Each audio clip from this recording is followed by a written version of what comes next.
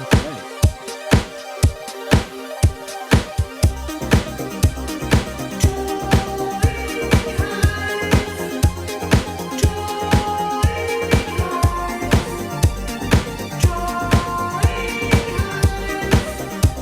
Welcome to Drawing Hive. Don't worry, everybody. Other people are coming tonight. We hope so. You Yeah. will sit and listen to Timmy and I Yeah. talk. Hey, everybody, welcome. You are in the room to draw at the Drawing Hive. And just a reminder, Drawing Hive is brought to you by Visual Arts Passage. Right now, we're in our second week of our spring semester. It's been incredible. This weekend, we have guest speakers. I get to have two, one student from a long time ago, one student fairly recent. Nate Schweitzer is coming in on Saturday, and Sterling Hundley on Sunday. It's a really cool thing for me to be able to bring people I've talked to as students that are wildly successful. If you don't know, what we do is we help people like those two. We help people develop their careers as illustrators and as painters. So if you're interested at all, check it out. Tonight, we got a really fun topic, something that I haven't seen and probably won't see.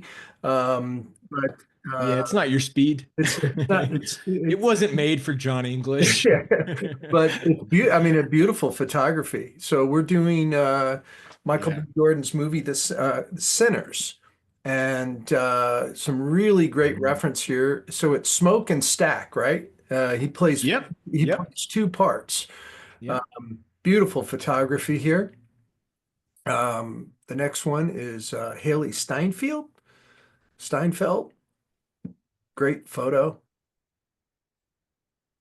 Delroy Lindo. This is actually, oh good, I can see Ray's doing something else. This is what I'm going to attack tonight. And then Michael B. Jordan again. So you can, we do 3 poses, 2 20 minutes and 1 40-minute pose. If you want to work on something longer, if you want to do all 4, squeeze them in. I always suggest, if you're really trying to develop your drawing skills, more's better. It's helpful. And that's kind of it. Timmy, All right. tell everybody what to do. If this is your first time joining us, the panel is going to be drawing tonight. We got Raymond Bonilla and John right now. I'm sure we'll have maybe someone else pop in as well. But if this is your first time joining, please draw along with us. That's a big part of the whole show. So when you're drawing, share your work. I'll let everybody know as we move on to each image. Post your work to Instagram. We're going to check it out at the end of the night. Tonight's hashtags are Drawing Hive, hashtag Drawing Hive, hashtag Drawing Hive 248. That's episode 248. Wow. And at Visual Arts Passage, we're coming up on 250, which we should probably do something fun for 250. But yeah, maybe on 250 we could have Raymond Bonilla here. That'd be cool. Oh wait. Yeah. Hey Ray. That's not Brad. A dress rehearsal for 250. Yeah, that's right. This is your dress. We're getting warmed up. Man, Ray, you're kind of saving the day. I think we would lose our whole audience because last week it was just me and Cassandra for most of it, and I think everybody's gonna OD on Tim. They don't want to hear me talk anymore. You guys want to hear how desperate last week got? It got for the entertainment. All right, so it's just me and Cassandra, and we started talking about comedy because I was talking too much, and I was telling Cassandra that I'm kind of burnt out on like editing like documentaries that are like other people's kind of visions, which I'm sure you guys can probably, you get tired of doing what other people want. You want to do the thing you want to do. And I was like, I have a documentary I would really like to do. I think it would be difficult, but I want to do a documentary on street jokes, right? Familiar with what a street joke is? Like a man walks into a bar joke.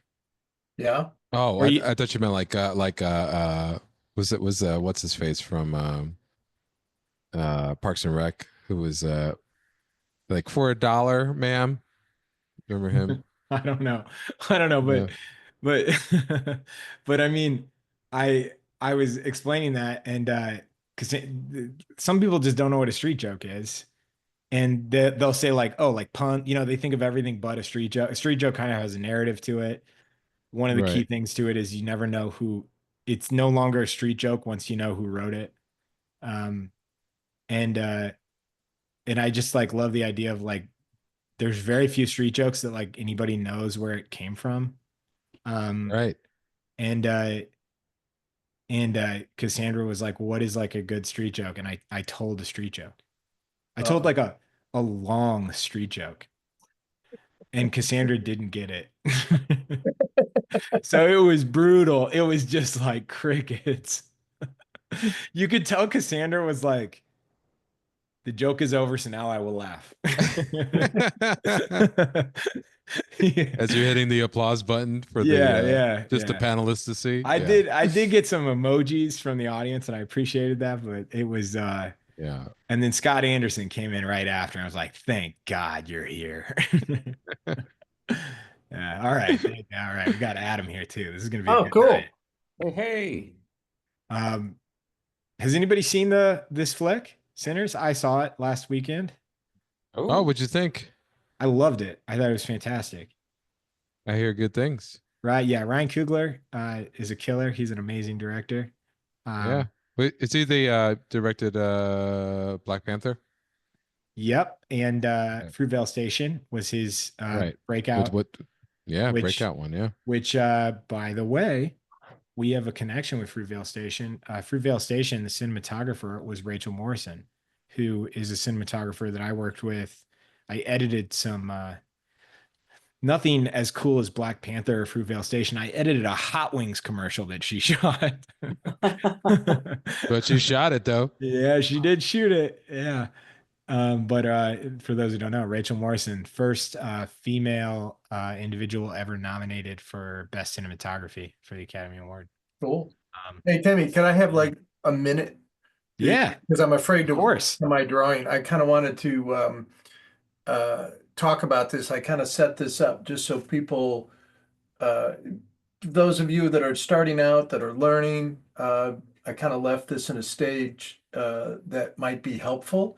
Um, First of all, much like Ray, Ray taking his photo, I can see that reference right next to it, and Ray's probably analyzing the photograph, trying to uh, cropping, trying to play on things that um, uh, make a better picture.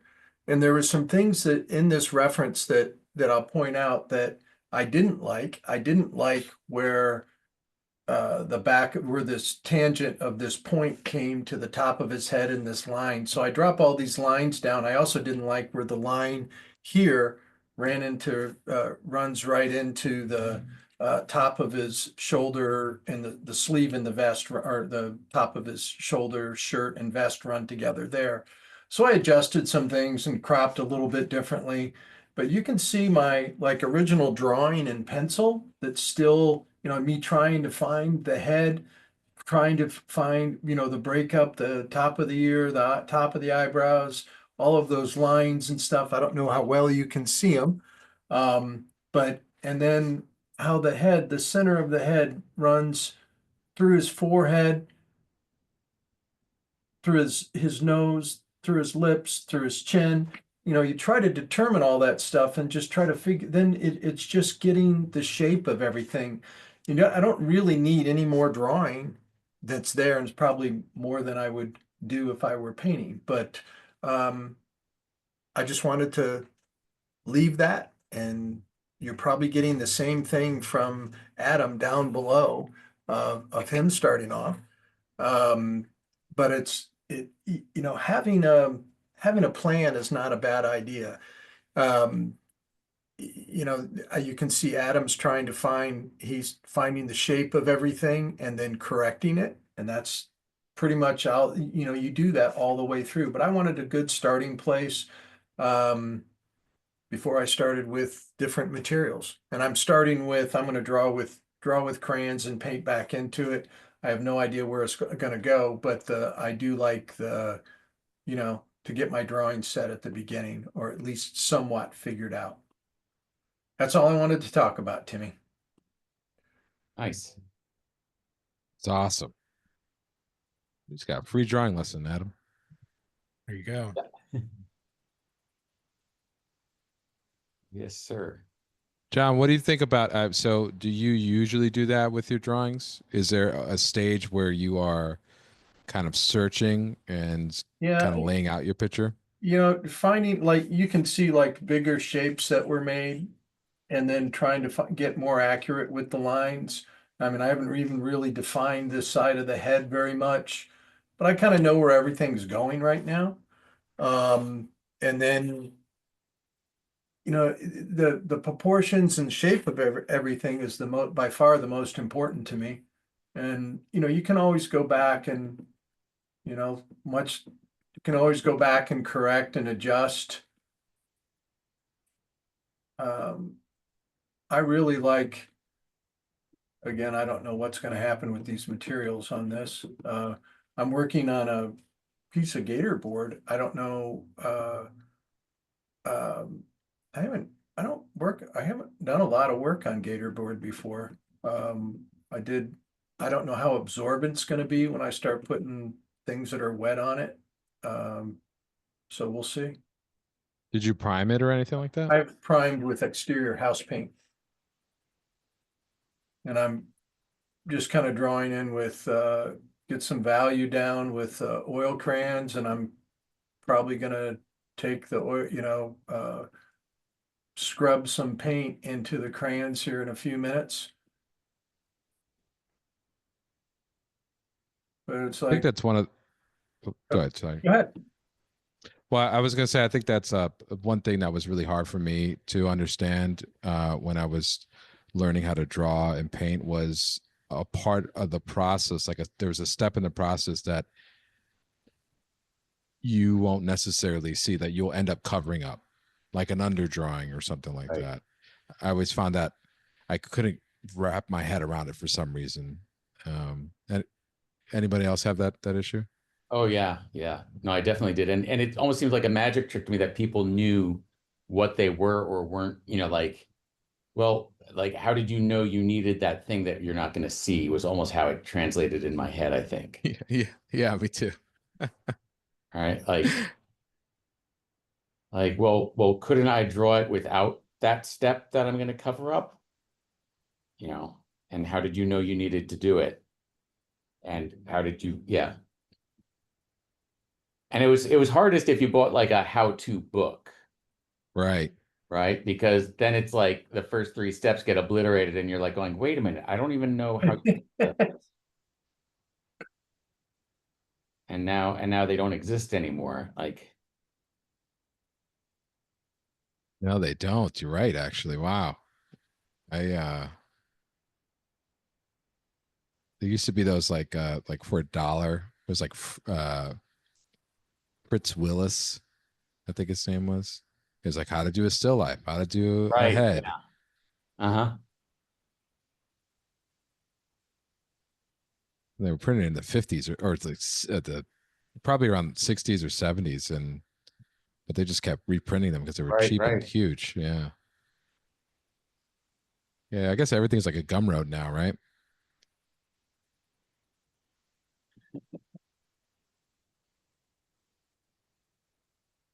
I think the main I struggled with exactly that, Adam, and I think when I realized the light switch went off for me when I realized that when I was told when I had those steps contextualized. You know, it's like I'm finding the angles here, so I'm going to put an angle right here to represent this. Mm-hmm. It's impossible for me to follow. Like step 1, lay out the figure with straight lines. Okay, why am I doing straight lines? You know what, doesn't matter. Let's just keep going. Right. You know, step 2, put value in. Oh, what happened to the straight line? What happened to the rest of the picture? Did a page fall out of my book? Yes, right. It's like there was that meme going around of the like how to draw an owl, and it has like Right. circles, and then it's like draw an owl. Beautiful owl. Yeah, there was one how to draw a head like that too. And it's like the circled in the finished drawing right next to it. Yeah. Right. Here's a question from the audience. Any tip? And by the way, I opened up the chat, everyone. So be sure to toggle it to everyone. If you just do hosts and panelists, it basically only goes to me, and it just looks like we're talking into the void. So, any tips on foreshortening? I have a hard time when I'm laying out my proportions, like the woman's hand in the second image. The images might be in different order from you guys, but You know what I'm thinking? If I can give my thought on that, and it's like foreshortening with the figure, but the example you gave about the hand is a good one. So like in the case of this gentleman, he's got, this hand, this arm, we're looking kind of straight on at. So we've got the full upper arm, we've got the full forearm, we've got the full flat of his hand. But then to join with this one, somewhere in here is a deeply foreshortened forearm that leads to a pretty foreshortened little glimpse of a hand. The hand is like the king, right? Like our hands are like what our hands are supposed to do. That's our goal. That's where they go. And they can go lots of places, and our arm just gets us there. So if you can figure out where the hand is, the arm is a shape that gets you to it. So this, for instance, for his hand to be here, he could have had his arm out to the side. He could have it tucked behind his body.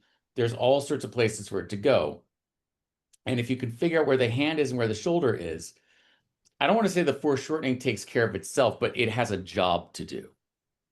Whereas if I start with the arm and I try to foreshorten it up to a hand, it's going to get tricky. The other part of it is there are certain contours that will be kind of consistent that get sort of bunched up as things get foreshortened. So like this, the scrunching of the top of his sleeve and the straightness of the bottom of his sleeve, this arm probably has that too. But the scrunching is all going to get closer together because we're sort of looking up it. Like we're looking sort of down a scrunched up tunnel to his forearm. But I think that finding, figuring out what the most important element is, and it's usually going to be that the hand is reaching for something. The hand has a goal in space and in relation to the figure. And then how the arm gets from the hand to the shoulder, it kind of like becomes a shape that in some places is straightened out, in some cases is scrunched up into this foreshortened shape. I hope that was a helpful way of putting it. Well, Adam, you just made me realize I do it all wrong. So It was clearly not a helpful way of putting it. That's no, it was good. I liked it. So John is demonstrating the wrong way of drawing a hand. As you can, Timmy, can we put the camera over to Well, John I here? know I'm doing the exact right way. I crop the hands out. Yeah, right. Yeah. I was going to say, and what we have here, if we go to Ray's, is called a cop out.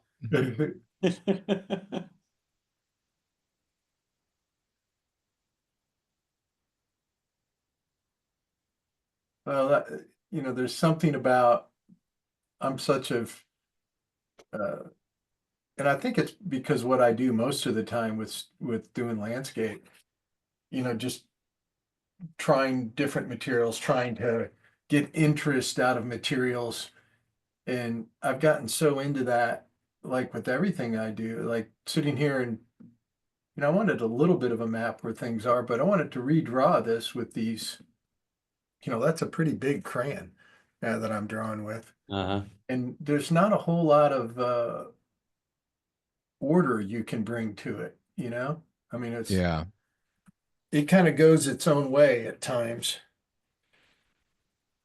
It's like there's got to be a step for you to just map out stuff so that you can not have to worry about that and have, worry about the medium and have fun with the oil crayon. That's why I did to do a little bit of the line drawing at the beginning. maybe we could go around the around the circle, and love to hear all the mediums y'all are using. John, I know you kind of touched on that a little bit. Maybe just like a little bit about them, and then while you guys are doing that, Sure. people in the audience, let us know what mediums you're using and where you're tuning in from. Sure. I'll go. I've already started. Again, I said I'm working on a piece of gator board, which is like, it almost looks like foam core, but it's a really hard surface. You can't, very difficult to poke a hole into it or break it. And it's sustainable. It's a good substrate. I wouldn't do big paintings on it, but small things like this are fine. And then it's sealed first with a acrylic house paint, which I have a number of colors that I like to work on. I thought this would be a good one to start with tonight. Good color to start with, so I chose that color. And then I'm drawing with Sennelier oil crayons in two different sizes. Really big ones and then a smaller one to get all that detail that I'm doing, right? I'm not doing any. And then I'm going to bring oil paint into it, move it around with oils. And reason I'm doing it is because I really want the experience. I think I think of myself more as a drawer in this case. And I don't want to get caught up into a lot of detail with the drawing. That's why I'm choosing this material. That's it. I can show you more when I get to the oil painting part. I'm excited for that. Me too. Yeah, ditto. Don't know what's going to happen.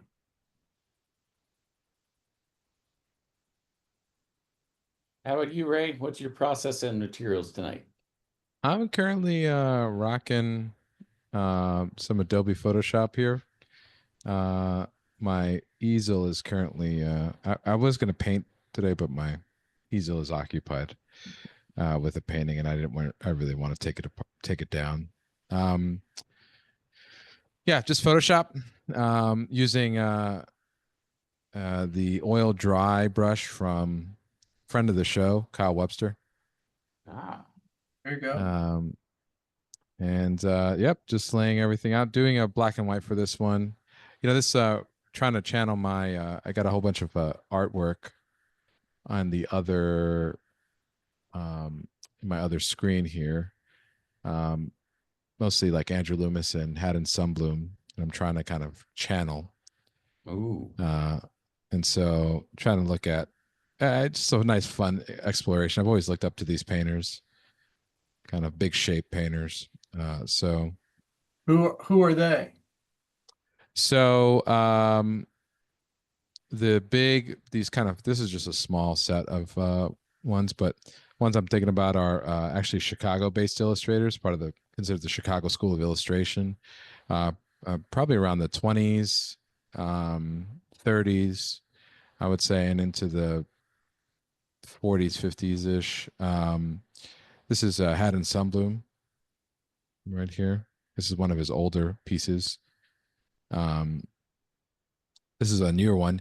By the way, you can totally tell it's a newer one versus an older one. You could see how this feels a little bit more like kind of the 1910s, 1915s, where like a lot more impressionism was kind of people were a little bit more impressionist. If you like this type of stuff, you should also check out Walter Everett Walter Biggs. Walter Everett's great too. And then this is a little bit tighter. You tell things starting to get a little bit more just tighter, the sensibilities. And then Andrew Loomis, around the same time, 20s, 10s, probably a little bit before Sunbloom. But they called them Chicago style because they were very influenced by painters like Andrew Zorn and John Singer Sargent. So, and then this is your later part, Dean Cornwell, because why not? And then some Greg Hildebrandt as well. But that's I was just kind of threw them in. This is a Pure Ref, by the way. This application, I highly recommend it. It's free, and it just allows you to kind of organize things. Little mood board. Is that your? Yeah, a little mood board. Yeah, I I have a like a inspiration folder Uh-huh. that is I used to just always keeps in school. And you can kind of see it right here. This is just filled with just images. This is just one of the folders. And I would just go through it if I needed help, just visualizing something or I needed an inspiration. Yeah. But I realized that instead of individually opening them, I can throw everything in a Pura file, and then I can Oh, that's have them great. all in one file. So that's I what I'm might currently steal doing. that. I'm obsessed with mood boards. It's all I do it for everything. Any sort of visual Best. project, I do a mood board. Yeah. It It helps you visualize better. yeah, and I think it helps you stay on track for like the vision, Yeah. whatever it may be, you know? Mm-hmm. Um, yeah. Um, Absolutely. What about you, Adam? I am working in, I started off with a really dark lead in a lead holder to block my shapes in, and now I'm working in gouache on this paper I discovered a few drawing hives ago called Paint On, conveniently enough. And Oh, I've yet to use it for a job, but I use it for these things in sketches and value studies all the time. And it seems to hold up really nicely. they're like individual sheets, or is it like a It's a sketchbook? pad. It's a like a kind of glue bound pad. So the pieces tear out, pretty easily and cleanly. Paint on, paint on. Yeah, it's like it couldn't be more. Did that? Okay. Yeah, and Sage it's mixed with available magenta. in like green, denim, and gray, I think. There might be a brown as well. a question for you, Ray. Why that app over, say, Pinterest? I mean, that app's just like for the layout, right? I mean, like, Yes. yeah, Yeah. yeah. I personally don't use, I mean, like I used to use Pinterest, but I don't use it now because it's just got so much junk on it. Uh, Yeah. I mean, I use so the great thing about this app is that I will go to Pinterest for like initial if I could find good stuff. yeah. But yeah, it's hard. But then you could just drag and drop the Pinterest images right into this, and then Yeah. it will retain the actual original source link too, so you can go back to exactly the website that you found it on too, if you ever wanted to. Yeah. I do a lot of reverse image searching, which I think is a really underutilized tool Yeah, I for a lot love of doing that. people. Um, yeah. Um, Interesting. Do you use mood boards for things outside of drawing and painting? Um, Like if you were to like redecorate a room, would you put together a little mood board? I do. Geez, I guess I would, right? Yeah, yeah. I I've do. never I really got one in redecorated my a room. kitchen right now. Really? Hmm. It's a huge part of editing and photography and production. Huge part of it.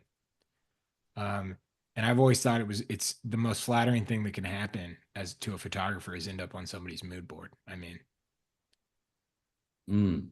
yeah. Ray, did I send you the trailer for Jordan Peele's new he's not the director, he's the producer of it, but it's called Him, the film. No, no. Okay, so it's like it's a horror film, but it's a really brilliant concept. It's a the trailer is I guess the trailer is really brilliant in that it the first probably 10 or 15 seconds it just plays like a Gatorade or like yeah, it basically plays like a Gatorade or a Nike commercial, but then it's like a horror film about the NFL essentially and like how really like when you really break down what the NFL is, like it's pretty terrifying.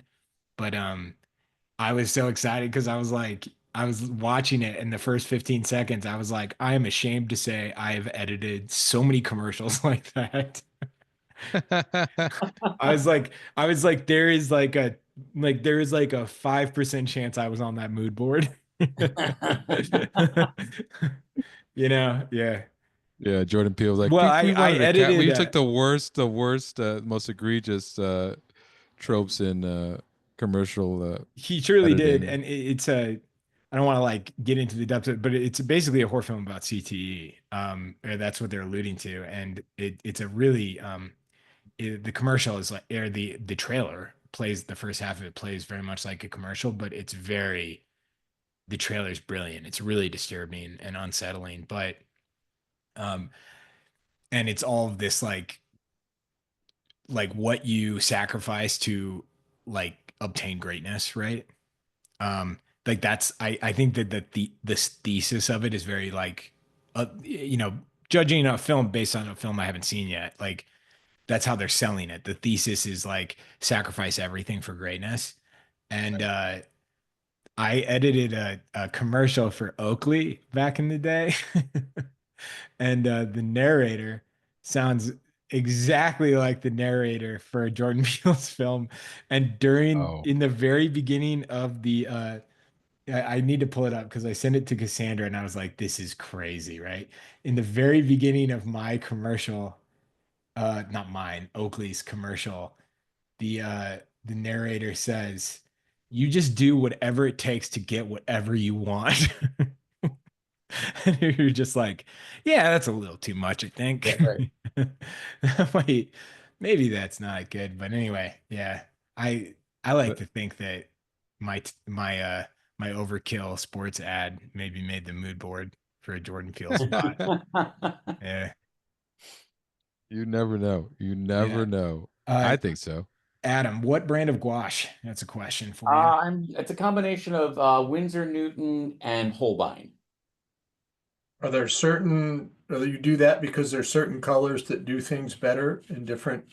You know what it is? Winsor Newton is a little bit stiffer, and Holbein is a little bit like more buttery, and then some pigments kind of sit in the binder differently. Um, so I'm just sort of comfortable with like Winsor Newton makes the crimson a little bit thicker, which makes it a similar in consistency to Holbein's ultramarine, which is not as pasty. It's because I'm crazy. Only, It's only probably you would all in know. my head. And it mostly started because I was probably the first couple times I went out to replenish my gouache, I looked and this color in this brand was was like $2 cheaper than the same color in the other brand, but in this brand it was $1 cheaper than, yeah. So I was probably comparison shopping, and then I convinced myself there was something more intellectual going on. John, But oh, sorry. Sorry, go oh, ahead, Adam. but those two are like they're like the two like if I could find Schminke gouache, I would probably buy that because theirs is that's what I kind of started with, and then I couldn't find it anywhere, and it's probably just as well because I bet it's gotten really expensive. But that was this really lovely German brand. It's awesome. Yeah. Sorry, I missed the whole brand thing because I just got called away. What were the brands? Sorry, I could always look at I'm the bot, using but Ray, you can watch the recording. No, Yeah, it's Ray, just why don't you subscribe to our YouTube channel? yeah, no, it's the combination of Winsor Newton and Holbein. okay, right on. Um, Everybody, we're gonna move on to the second post. John, I'm assuming you're probably nearing Yeah, your special segment. yeah, give me, I just want to get this last bit of this stuff Yeah, down. do what you got to do. I'm going to give everybody the intro. So, everybody, let's move on to the next image. If you're moving on, the panelists, they draw what they want to do, they don't follow the rules. But if you want to really work tonight, we recommend doing a couple images. So, please post your work to Instagram. Do it now. Don't wait till the end. It's hashtag Drawing Hive 248, hashtag Drawing Hive, and at Visual Arts Passage. We're going to check out all the work at the end of the night. So, please post it. It's my favorite part. Um, so has anybody has this been a busy week for y'all? Or is the springtime, is that when work starts to pick up? Is it when work starts to slow down? I know a lot of people summer can be kind of the doldrums, but it's hard to say. It hasn't yet, but I usually have a surprise. It's usually I haven't planned a vacation yet. I think that's the problem. Oh, I as plan soon as That's how you get work, Adam. yeah. Book Yeah. a vacation, you're gonna get some work. Yeah. I've brought this up before. When you guys go on vacation as illustrators, as painters, do you do an out of office email? No, I bring No paint way. No and a way, right? scanner. What'd you say, Adam? I bring paints and a scanner with me instead. Hell yeah. Right. Dude, right on. Yeah. Whenever I've sent an email to especially anybody that's like really like we buy I bought a print ad recently, sent an email and the person sent a I got that auto reply and I was like, what are we even doing? We can't work with you. Yeah. It's so unrelatable. I'm not I am so anti hustle culture like but I'm just like I can't even imagine. No. Maybe that's You've my done problem. drawing hives in your wetsuit, Timmy. I So truly, Yeah. truly, And I've you know done what? it. I've done, you know what? Believe it or not, maybe you guys can try to do some research and figure it out, but I've done Drawing Hive on nights when I kind of didn't want to. I learned all this the hard way was, back even before cell phones, I even got a pager. Um, Ooh, like and a then I would, doctor. yeah, Yeah, like, so I would be like, because I would vacation up in like the Adirondacks, and there was one payphone, like, I don't know, like 100 yards from yeah. the cabin I stayed in. And then, if I needed internet, the library in town had some internet. Oh, Um, yeah. but it's still like that, by the way. yeah, and right, it is. And so I relaxed 1 year, and I skipped a day without calling home and checking my messages remotely. And then, so like 2 or 3 days go by, I finally check my messages again, and like National Geographic's children's book division had called me with a job, Uh-huh. and 3 days before. And when I finally got a hold of them, they were like, "Oh yeah, we didn't get a hold of you, so we gave it to someone else." And I Oh my go, God. and I've never worked for them since then. Yep. Yeah. Same thing happened to me, man. Yeah. Same Adam, thing. I have a nightmare National Geographic story. When I was in college, Uh-huh. I studied abroad. It was part of a requirement for my major. I was a French major, and I was in France, in not Paris. I was like in a smaller town, Uh-huh. and I got somebody lined me up with an interview with National Geographic. It was a photography program for like young photographers, right? And I had a Skype call. This is pre-Zoom, the dawn of Skype, and I was staying in this French family's home. My French was really bad for a French major, and I am halfway through my interview, and they would turn the power off to their home at night. And they turned the power off in the middle of my interview. And I was like running out of the house to get any sort of service and like ended up at like the French version of like a Boost Mobile store trying to buy like a $900 iPhone that could Skype, like I that was because it was back in the day, it was just I would have done anything. It was, it was like this dream opportunity. Yes. And you could finish the story for yourself. I didn't get hired. Like it was a red flag. It's a red flag for a interview.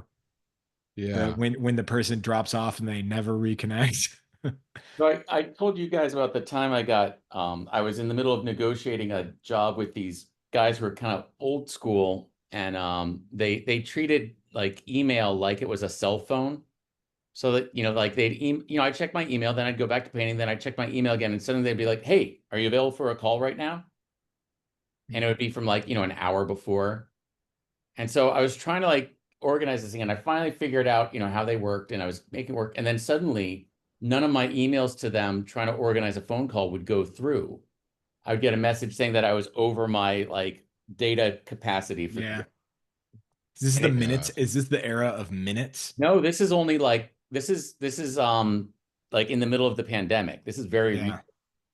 And it Oh, turns wow. out I had been hacked by Denise. Eventually found someone, got it pinged, and found out it really was somewhere in Russia. Okay. Spam was being sent using my email. Checks out. And so I was over my million messages a day. But then Oh, also my inbox was suddenly filling up with all the rejected messages. Right. all the bounce backs. And it took 2 days to clear this up and be able to email again. And by that point, I had lost the contract because of Russian hackers. But the contract was to design and to illustrate a poster lauding Andrew Cuomo's handling of the COVID crisis, like the week before his downfall. Wow. And so Russian hackers actually saved me from the Andrew Cuomo contract. Man, that story covers a lot of ground. I know. Oh, whoa. That's hilarious. So Now you were gonna that be like, now you're that gonna is be a like, street joke. you're gonna be like tied at the hip to Cuomo. Yeah, I mean, it's like, and what's weird is whoever eventually did do it. I mean, it got the poster got reviewed by the arts section of the New York Times. So if Oh I'd my done it, God. that would have happened. However, I also then would have been, I would have lost any plausible deniability because, That's pretty funny. All right, Timmy, You ready? I think I'm ready. Should I play you on? Play me on. Adam, don't let me forget. My dad has a story that's very adjacent to that. Ooh. In fact, I might not be able to tell it. I might just text you it.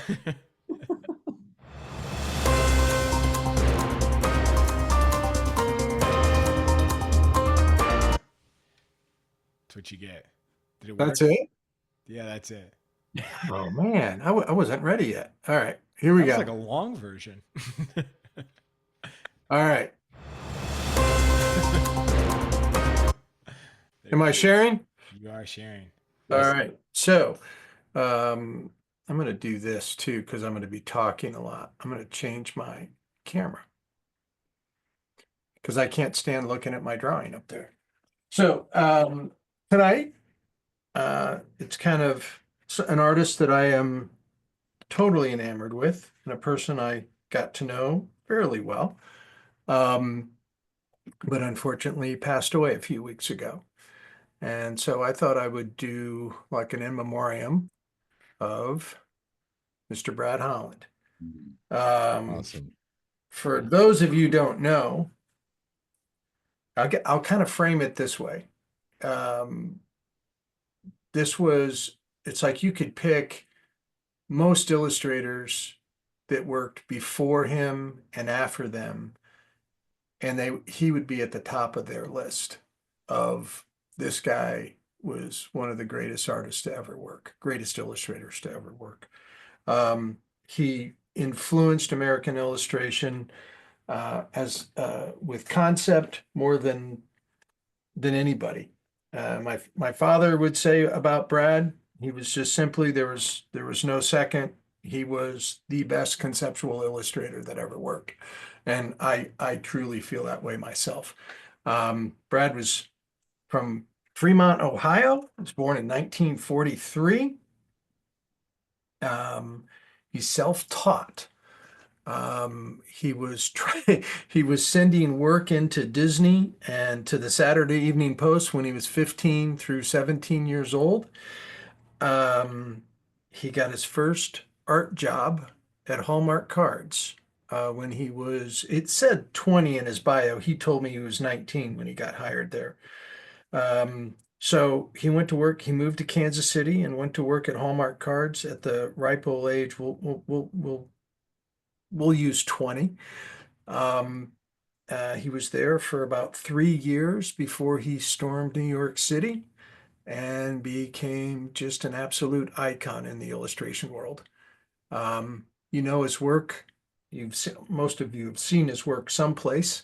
This is very indicative of things he was doing in the mid 70s, mid 80s. But I'm going to show you some early work, some things he did for the op-ed pages of the New York Times that were just unbelievable.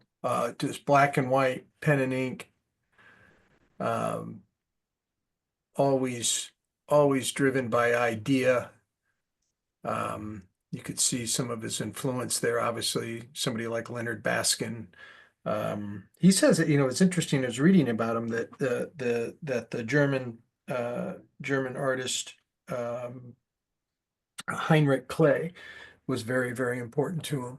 as an influence, along with, as he referred to, the great ones, the big three muralists from Mexico, Diego Rivero, Jose Clemente, or is it, I don't know how to pronounce his last name, Orozco, O- Orozco. Orozco. And I knew you would know that, Ray. I worry about Ray being in here more than anybody else because he's always correct. Um, David Alfaro, is it Seguros? Figueros, yeah, Figueros, Seguros. yeah. Okay. And so those are some of his influences. I think he had many, many more. Um, it just his work was so creative, so well done. And I had the good fortune of the last 3 years at the Illustration Academy having him visit. Uh, and I was very surprised in watching him draw and the way he worked. I thought it would be different than what it was. And then it all really made a lot of sense to me after I watched him for a while. What a juggernaut, right? I mean, it's like you look at a source book of illustration from like the Black Book or something like that from that era from the 90s, Yeah. and like half of the Yeah.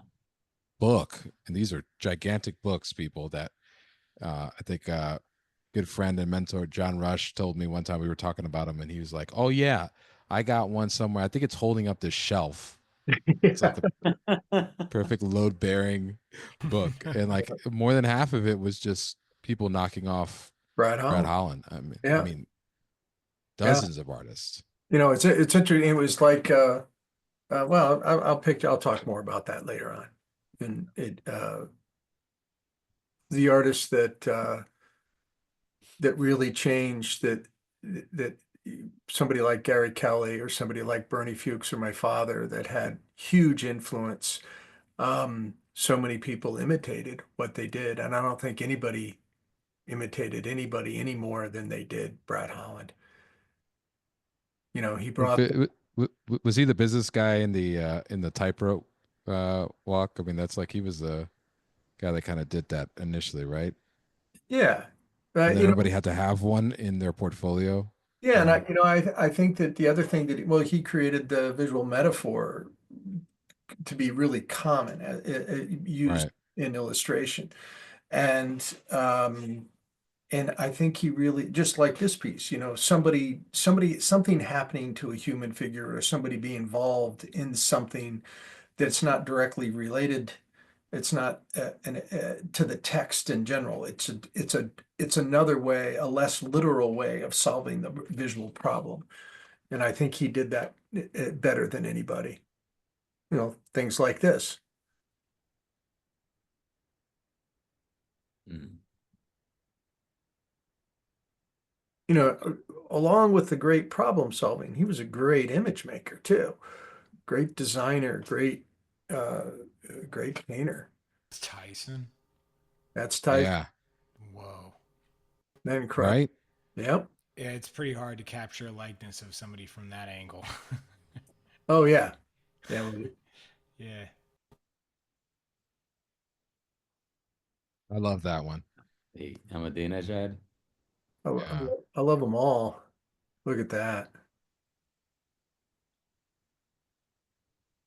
So many favorites. Mm-hmm. I used to I was always on his website. Kind of powerful, isn't it?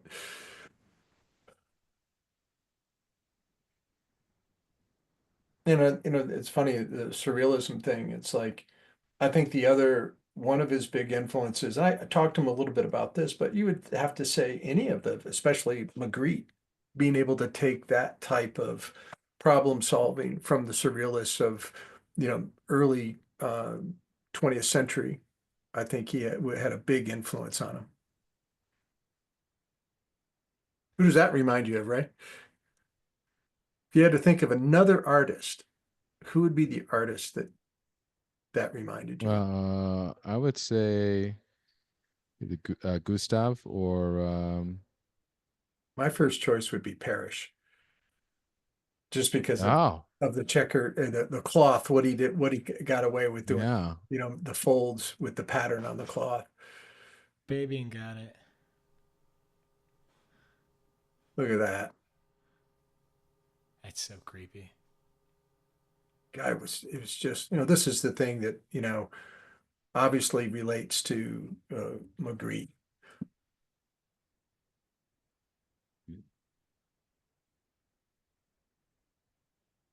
So people have to understand, a lot of this is during the era of you had a need. There was a need for like op-ed illustrations, or the magazine were covering topics that were a lot more. They were less literal. They were more about like how do you think about debt, or how do you think about Yeah. growing your own small business, or just these abstract kind of concepts. And Ray, very interesting. I had got such a kick out of this, listening to that. And I had heard this from him in a lecture years before he came to the academy, listening to talk at the Society of Illustrators. And he talked about how he managed his career and how he didn't take very much art direction.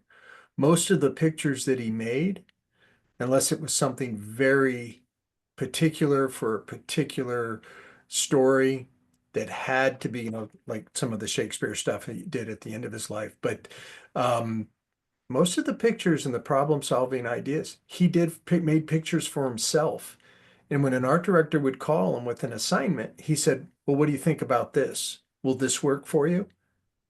And he said more than 90% of his work was purchased that way, where he would So just sit around and try to solve these very um, these visuals that would go a lot of different directions and cover a lot of ground that weren't real specific, that lots of different clients could use. Like this. I mean, how many ways could a business use this? right. Oh, that's wow. Right. It's a lot of layers to. I love that one. That's one of my favorites right there. Yeah. But I just think it was so interesting. You call Brad, and the other really funny thing, he was so popular that when I first got to know him during the 90s, um, he's a freelance artist that had an unpublished phone number. Wow. That's saying a lot because there was no internet. Everybody, he worked for who he wanted to work for. He made all his contacts directly, and that was his audience.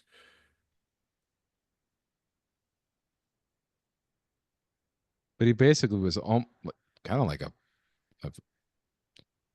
a fine artist. He just did mostly personal work. Yeah, It solved a problem, but he was solving his own problems. absolutely. Yeah. Wow. And then he made it work for illustration. Right. Right. Hmm. I love that, Jordan. Yeah. I love his writings too. I read all of them. Hmm. Yeah. know. He's The Education of an Illustrator by Marshall Arisman, Stephen Heller was like my Bible for a while. Oh, And that's so good, his the one on the right. Oh, Uh-huh. Yeah, that one. I was gonna say that one never gets old, but that's pretty much this whole slideshow. right. My favorite Brad Holland quote is like students expect to be like a fully formed artist after 4 years of school. Like, and he said Rembrandt couldn't do that. What makes you think you can? Yeah. And he's basically like keep growing. I love that. He did a lot of other things too. I mean, he was the first artist to take on the orphan rights. He took on, a lot of people don't know this. We all know Icon, right? The illustration conference that's become very much a part of traditional education, art schools, is what drives it now. But Brad Holland and Chris Payne created Icon. And he did a lot of things for the industry. Yeah. He's a very, very bright man. And I've said this a number of times, he's the last person I would want to be in an argument with. He's so very intelligent. And he was just, he could be combative. That's a minor way of putting it. But he was a bright guy.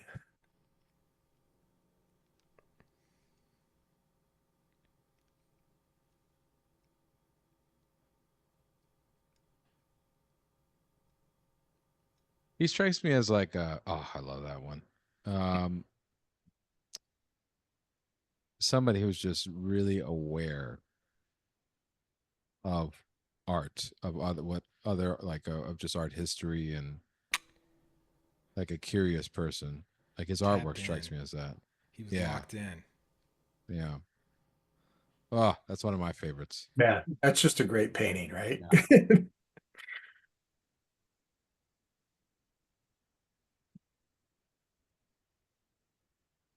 Figures These are mostly weird... acrylics, right? Oh, sorry. Yeah.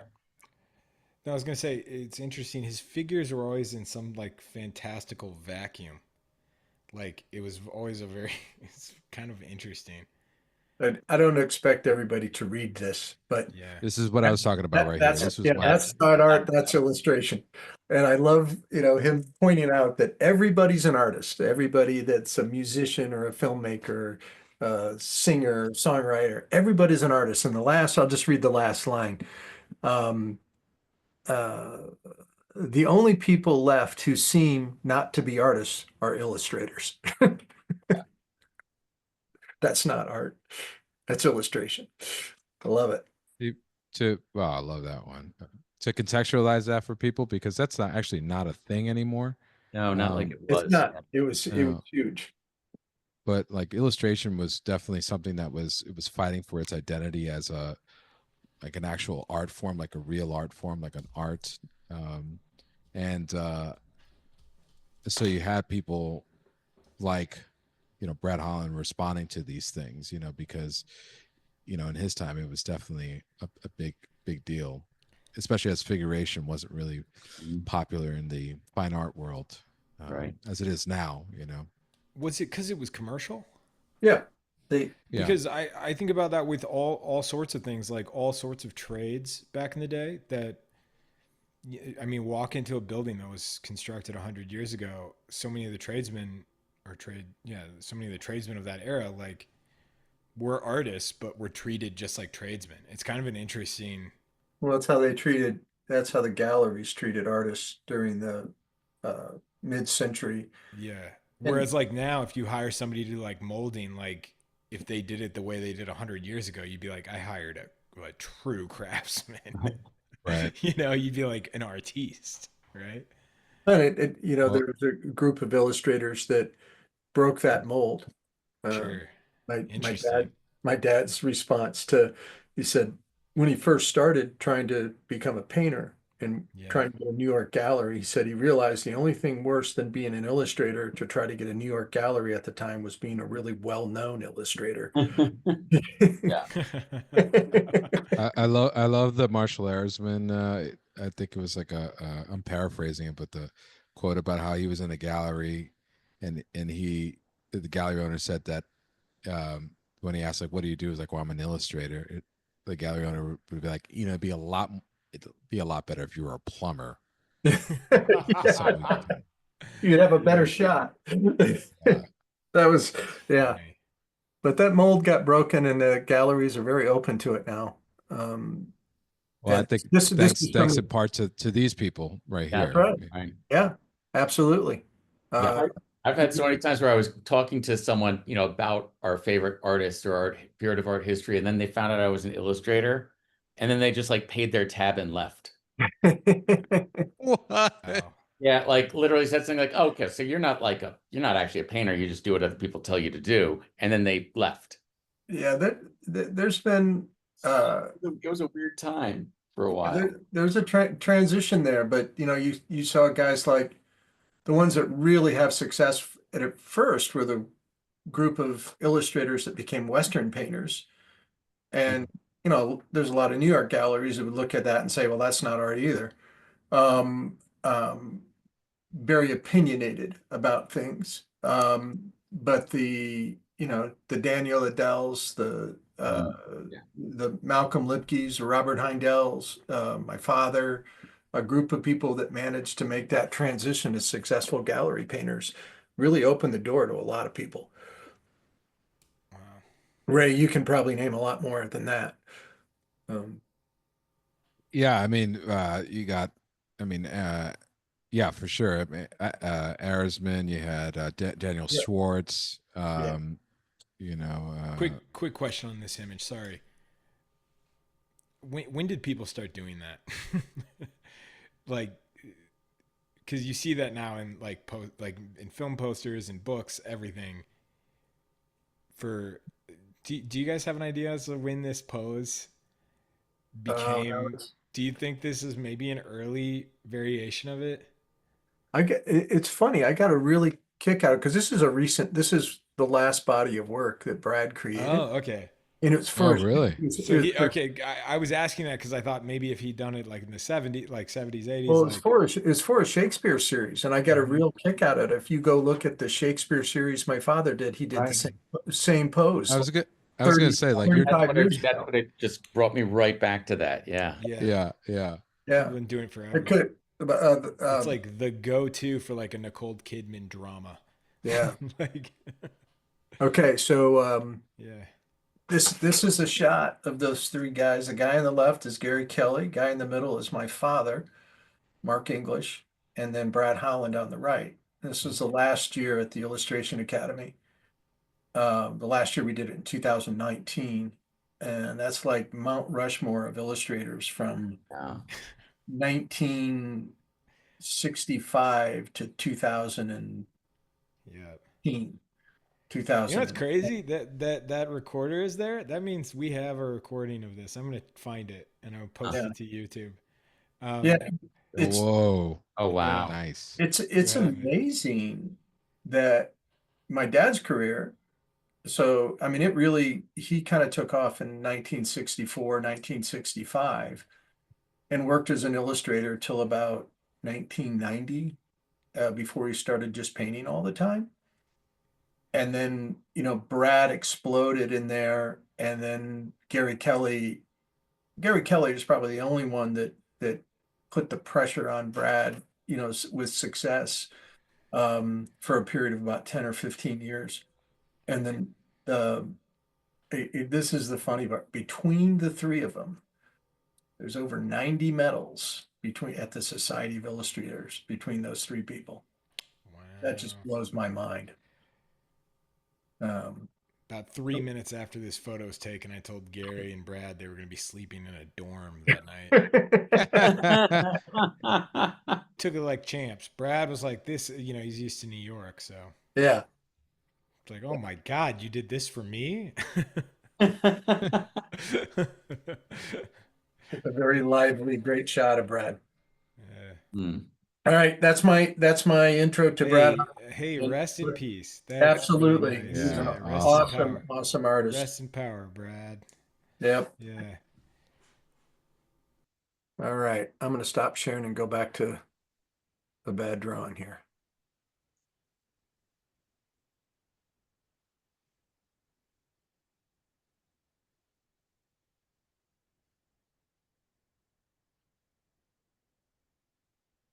Well, I'm So sorry. I chimed in. I said, Adam, whoa, that's looking great. Oh, Nice. yeah, I was gonna say, so that looks awesome. Guess I shouldn't have started on this thing. Uh-oh.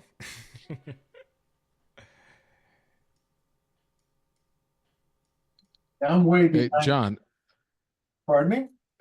I was gonna ask you like an illustration history question.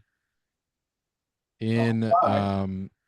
what was Hallmark considered a gateway to the New York art market, illustration market? No. Okay. I don't think so. I only know a So couple of it's people that made that transition. Eric Denyer being one of them. yeah, But I really don't know. Obviously, Brad. But Brad was a kid. and He went to work there. and and I Thomas, was right? actually I was actually going to ask about Thomas that. Blackshear for he only worked there for about 2 years. Um, Jenny Kostecki, book Yeah. illustrator. Jenny worked there. Um, Really good painter, Rich Bowman started there. I Um, I was gonna ask about the illustration. You guys spent some time talking about like it not being taken serious, and the piece by Brad that kind of expressed Mhm. that, I guess, frustration. Do you think that it was people believed it was not an art, or it was a lack of respect because it was seen as like selling out? It was a commercialization of art. yeah, Yeah, that was part of it, but it was also you can there's still circles where you can see the word illustration used as a like pejorative against like Because figurative artists it's or kind of fine art. hard to imagine somebody like entrenched in the arts get in the argument of what is art and what is not art, right? Like it's just such a childish, like, come on, like well, it's Yeah, not but a, some people love that it's argument. no, well, it's it's a little, it's a little bit like, will Superman beat Oh yeah, Batman? no, you're Because you're like, that's, those arguments are so dumb because it's just like, well, it's whatever pushes the story forward, right? right. It's not, it has nothing to do with the actual yeah, but to be real right? honest with you, there is a Yeah. big difference. I mean, there's a big difference between uh, being producing fine art and producing illustration. No, no, I'm not saying that Very there's a different difference. It's purposes. just the argument of saying, well, that's not art. Yeah. That's a Well, pretty like yeah, I would go so far like as to say there's a I oh sorry. no, I'm There's a just saying lot of like, illustration that's not art. yeah. Right. No, I mean, I'm just saying like a guy like, I just drove by a guy like laying a new sidewalk, and like it's hard to convince me that that's not art. Like it's pretty impressive. It's a Oh, craft. yeah. You Okay. know, that's what I'm getting on at, is just saying it's hard to take someone serious that's like can say that's not art. But I do understand the idea of somebody taking the angle like, I maybe it's out of frustration, or maybe it's out of anger of them saying that's not art because they're frustrated by, they see it, especially maybe back in the heyday of illustration, saying I don't see them as true artists because They're sellouts. they followed the money, Yeah. right?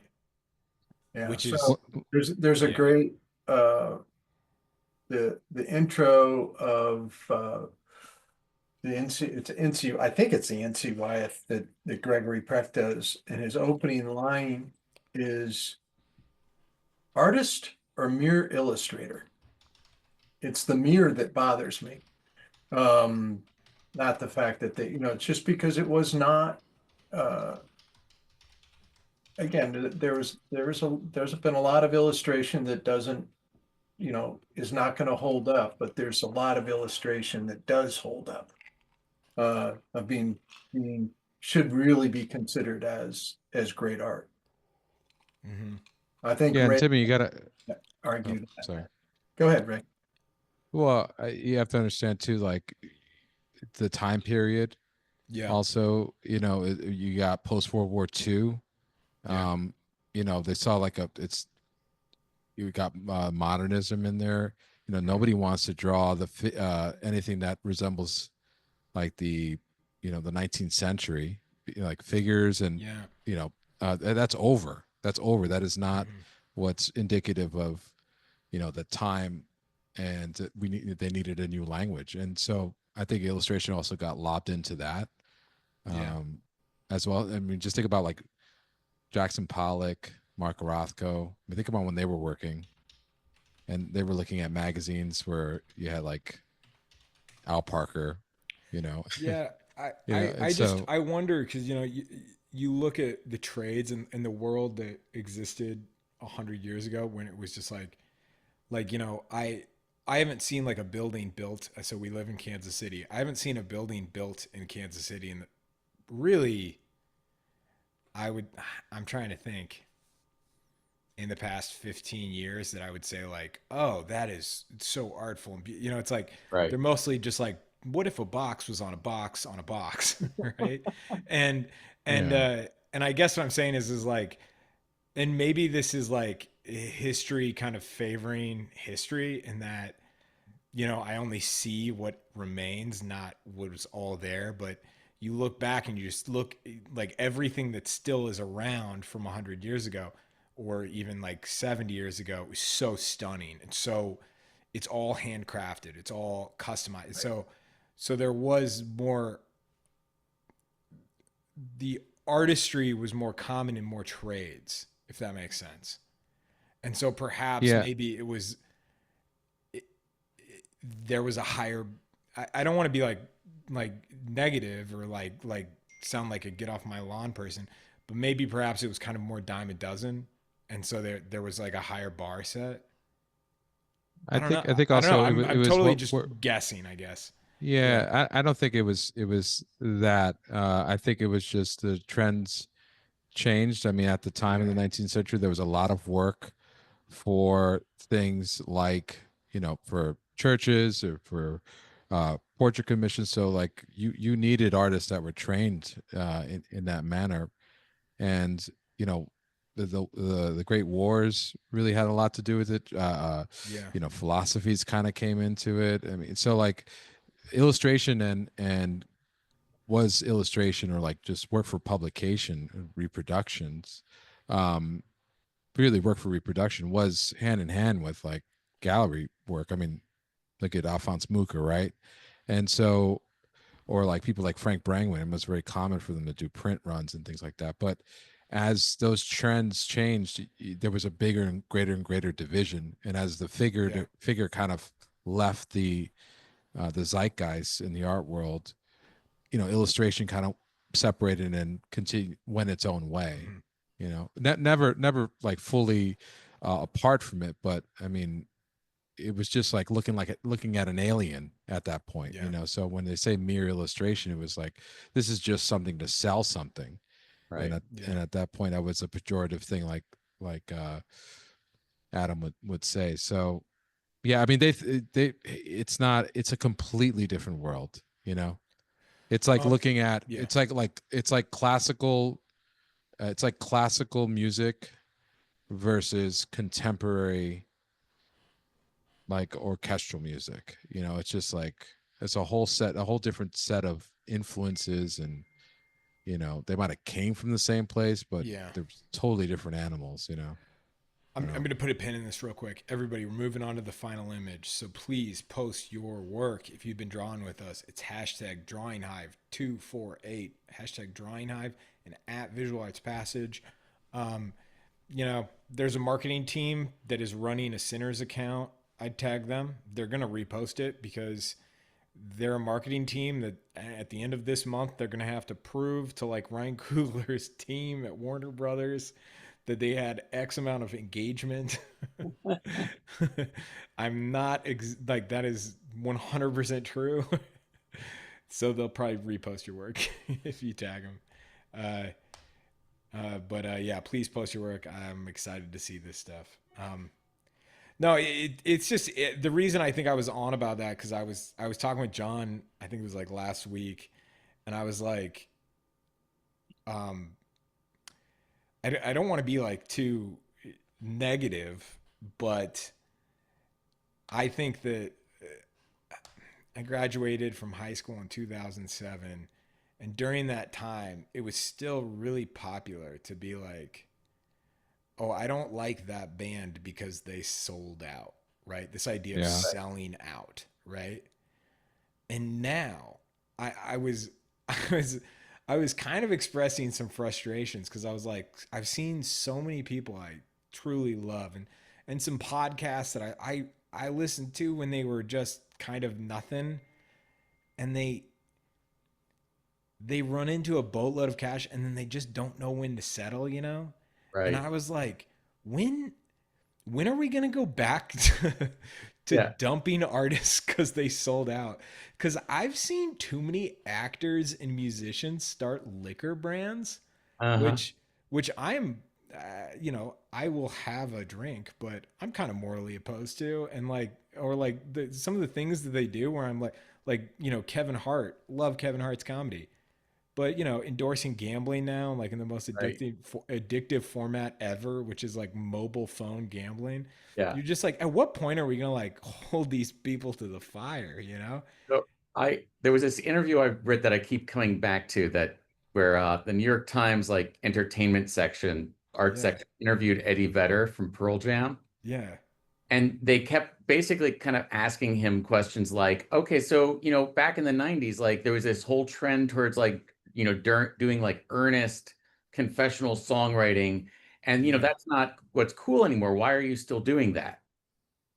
And he was like, I wasn't doing that because it was cool. I did that because that's what I do. And they're like, yeah, yeah, but yeah. that's doing what you do was kind of the cool thing to do back then. And Uh-huh. it's not anymore. Why are you still doing it? And he kept going, yeah, no, no, no.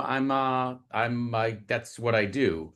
I was Yeah. doing it because, and they could not, the guy interviewing could not grasp that sincerity might be sincere and wasn't just part of a sincerity trend. Yeah, I I think was we're in going to like in a say that bubble. about a lot of illustrators were doing exactly what they wanted to do. Right. And Yeah. especially early on. I mean, my God, it's like go back to Howard Pyle. I take that that's exactly what he wanted to do. Right. I And I it think we're in a bubble of it right now. Hmm. I know three comedians who have started liquor brands, and I was so excited when the CDC came out with that like that announcement that like liquor is a carcinogen, and I was just like, God, I hope your businesses crumble. Because I mean, like they, you know, and I mean, like The Rock, like opening like Terramana. It's just those things where you're just like, wait, are you actors or are you not act? Like Right. I love somebody that's just like, I don't know. You won't see Daniel Day-Lewis having a liquor brand. Yeah, and like, yeah, I love somebody that's just like my favorite comedian right now. His name is Greg Stone. He is not famous at all, and he posted a his special. So he filmed a special as a non-famous person. He filmed like his first hour, um, and nobody bought it from him. Right. So typically you film this stuff and then you sell it to like a network. And I know people, they'll find like really like off-brand networks and you could sell it for, on the low end, there's some comedians that sell their first special for like 5 or 10 grand, which might sound like a lot of money, but it's not. That's years of work. Right. It's brutal, right? And the most of their money comes from touring. But Greg, he posted his special to YouTube, and he got the first couple of weeks. It resulted in 40,000 views, and he posted this like kind of letter that I thought was really beautiful, where he was like, I know that by the industry's standard, I should be disappointed by the outcome of this. But I am so proud that I did something that it's exactly what I wanted it to be. And I put it out there, and 40,000 people like watched it and enjoyed it. And it's exactly how I want it to be. And I can say right now, because I've met a lot of editors who edit comedy specials for like Amazon Prime and Netflix, none of these comedians that are putting their stuff on those platforms are doing exactly what they want. They're not. Hmm. They're being heavily controlled. And like yeah, like if it ends up on those networks, like there's stuff that's getting cut that's substantial. And I don't know. I love him for that. Does that Yeah. Yeah. I, I think it's a privileged position to be in, though, right? Because at the end of the day, he's making a huge don't some, sacrifice for himself, yeah. if that makes I sense. mean, Like, right. yeah. And I don't think like I love living in a world where someone can start a liquor brand and then I could just care less and be like, well, I just won't listen to them anymore, or Right. like I could choose that, you know. Mm-hmm. Um, Totally. but does this mean that Vap isn't Drawing Hive isn't doing a crypto token? Is that Ray, on hold? I would do a 180 so fast if I thought we could make money on it. Yeah. Let's for, Hive coin. You guys, Hive coin. yeah, guys, if you guys, okay, Hive coin, it just makes sense because nobody has filled this space. Guys, Hive coin, hear me out. Got legs. It's got legs. It does, doesn't it? No, I mean, no, I mean, you're totally right. It's just the idea of like forgetting it, but I think the thing that I run into is that there's such a monopoly on entertainment, specifically in entertainment now, that you're like, well, I'll just listen to something else. But you're like, no, we don't get movies like Taxi Driver anymore. We just get Marvel, Marvel, Marvel, and then DC, Marvel, Marvel, Marvel, DC, you know? Which is why I Yeah, was so not excited about this film. Actually, yeah. that's a great explanation. Like Sinners was so exciting because it's like it's it's been very topical lately because Ryan Coogler, and I think like the discussions around it, a lot of the initial media was about its poor, quote unquote, poor performance. right. But truthfully, it's an original drama horror film that outdid, like, it did phenomenally in its first weekend. And people can show like a lot of like side by sides of like similar films by directors like Tarantino that have been praised that did the exact same numbers. And the coolest thing is Ryan Coogler, if you're an artist and you want to read about an artist really, I think, defending themselves in terms of their craft and representing like what is fair to them, that director has, I mean, he's going to be a case study in representing himself well, because one of the coolest deals that he managed, which is not it's not unusual, but I think people found it unusual because he's so young, because he's shy of 40. He's gonna, in 25 years, he's going to fully own this film. That's awesome. Hmm. Yeah. Warner Brothers signed him the rights to the film in 25 years, which is amazing. Um, and you know, in addition to shit, like he's getting paid before Warner Brothers makes money on this film. Right. I mean, like, Wow. yeah, the guy has a killer team and great confidence. I love him. You know, it's funny. It's ironic that you said Marvel, Marvel, Marvel, because that's literally where probably the last couple of Marvel movies were the movies that he directed. Right. It's like, Yeah, you know, and I yeah, love and the that's fact that he took that. He did what, you know, he wanted. He took that, you know, what it that afforded him, because I'm sure it was, mhm. uh, you know, it gave him the means to take a risk like this. Yeah. You know what's funny though is some of those, and I'm sure I mean, he's been papered exceptionally well, but the Duplass brothers are a great example of directors who were approached to do superhero films, and they basically looked at the terms and conditions of like working with Marvel and DC, and they were like, we're gonna make way more money doing mid to small budget films as directors than we ever will working with Marvel and DC. Yeah, I'm sure And now, right? yeah, Do you think that that's that's probably changed like 10 though? or 15 years ago. Yeah. Yeah. Um, I mean, a when lot of it the just Russo says brothers came in, it wasn't like the same machine, like where the yeah, directors are like, oh wait, I don't direct my own action scenes. What's going on here? You know, yeah, I like it think is that, now. yeah, there's pretty strong limitations on like how much I could contribute to like the ins and outs of it. But I just, I don't know.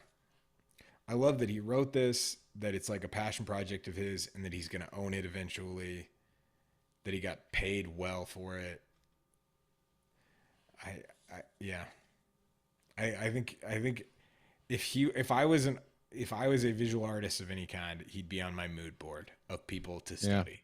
You know? especially in an era where it's not about really original stories. More so, it's about franchises. You know, Uh but huh. it's very Yeah. franchise focused. Yeah. I will be kind of bummed if they come out with a sequel for this film. It's already in production. There's 2 and I 3. know. No, I'm just joking. God damn. Just I was like, a God, man. just I a heads mean- up, About French? everybody. You can't talk about Scott Anderson anymore. You gotta. Oh, Scott. Oh, Oh sure. man. Nobody say well, Marvel. let me rip up this script that I had. You say Scott whatever you Anderson. want. Got Scott Anderson here. Scott Anderson. So Oh, Scott Anderson walks Scott. down the street. Oh, Scott is right on time, right on schedule. He's here for he's here to close down the show. the amount of time it takes me to get set up for this thing, I tell you, I'm like tearing my hair out, swearing under my breath, just like tearing my desk apart, trying to get everything all set up. Like I just don't have a very large studio, so to get set for this is like it's a production. So sorry I'm late. I mean, it wasn't like an hour and a half production, but I would have been here. That's a I would long have been here setup. 20 minutes ago. Scott, have you been trying to log in since 4 p.m.? No, I have been trying to get set up for about the last 15 to 20 minutes and then finally logged in just fine. But it just took a while to get everything all cleared up here. So Thanks for showing up. Anyway. Scott. Yeah. happy to be here to be abused by you guys. Abused. Really, Thanks for being Yes. here last week. You're welcome. That was fun. Saved me. yeah. Yeah, How Timmy was was calling you. He was lambasting you just now, but he was actually calling you a savior about earlier on Bastien, in the Scott, show. I would never. I think would the never. Scott I think is one of my closest confidants. John, I think we're all dying to know how your 75th high school reunion went. 75th. Now there you go. Every time it came up, John, I added like 10 years. We just kept adding years to it every time. After I did the math properly, it was only my 45th. There you go.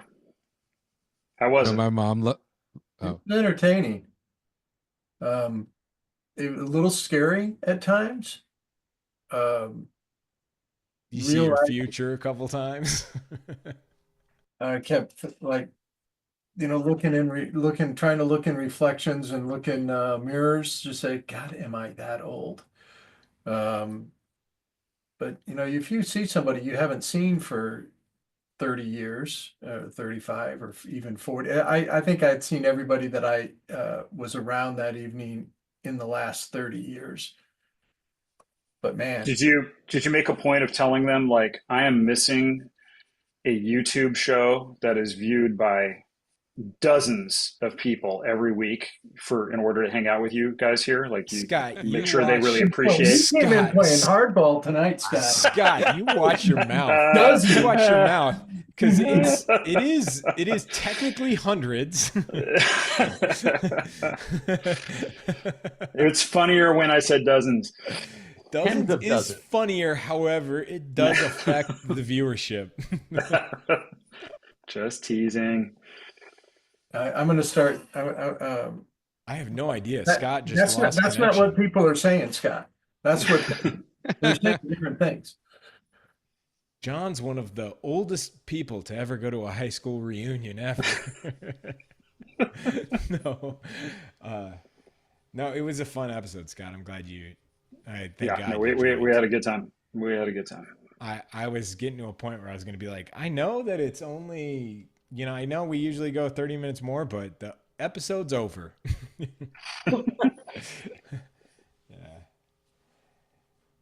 Yeah. No, Scott, this might be a bit of a dicey question for you. And Far away. the reason I ask, because it's about superheroes, and we were talking about the commercialization of art, right? Mhm. Like illustration, and I don't think I can unpack everything we talked about, but I know that you're a really big fan of you grew up on Marvel and DC and Yeah, probably that's how I grew up. How I drew. It was what inspired me to draw was comics. That was, which is true for a lot of illustrators out there too. That's not a unique story. But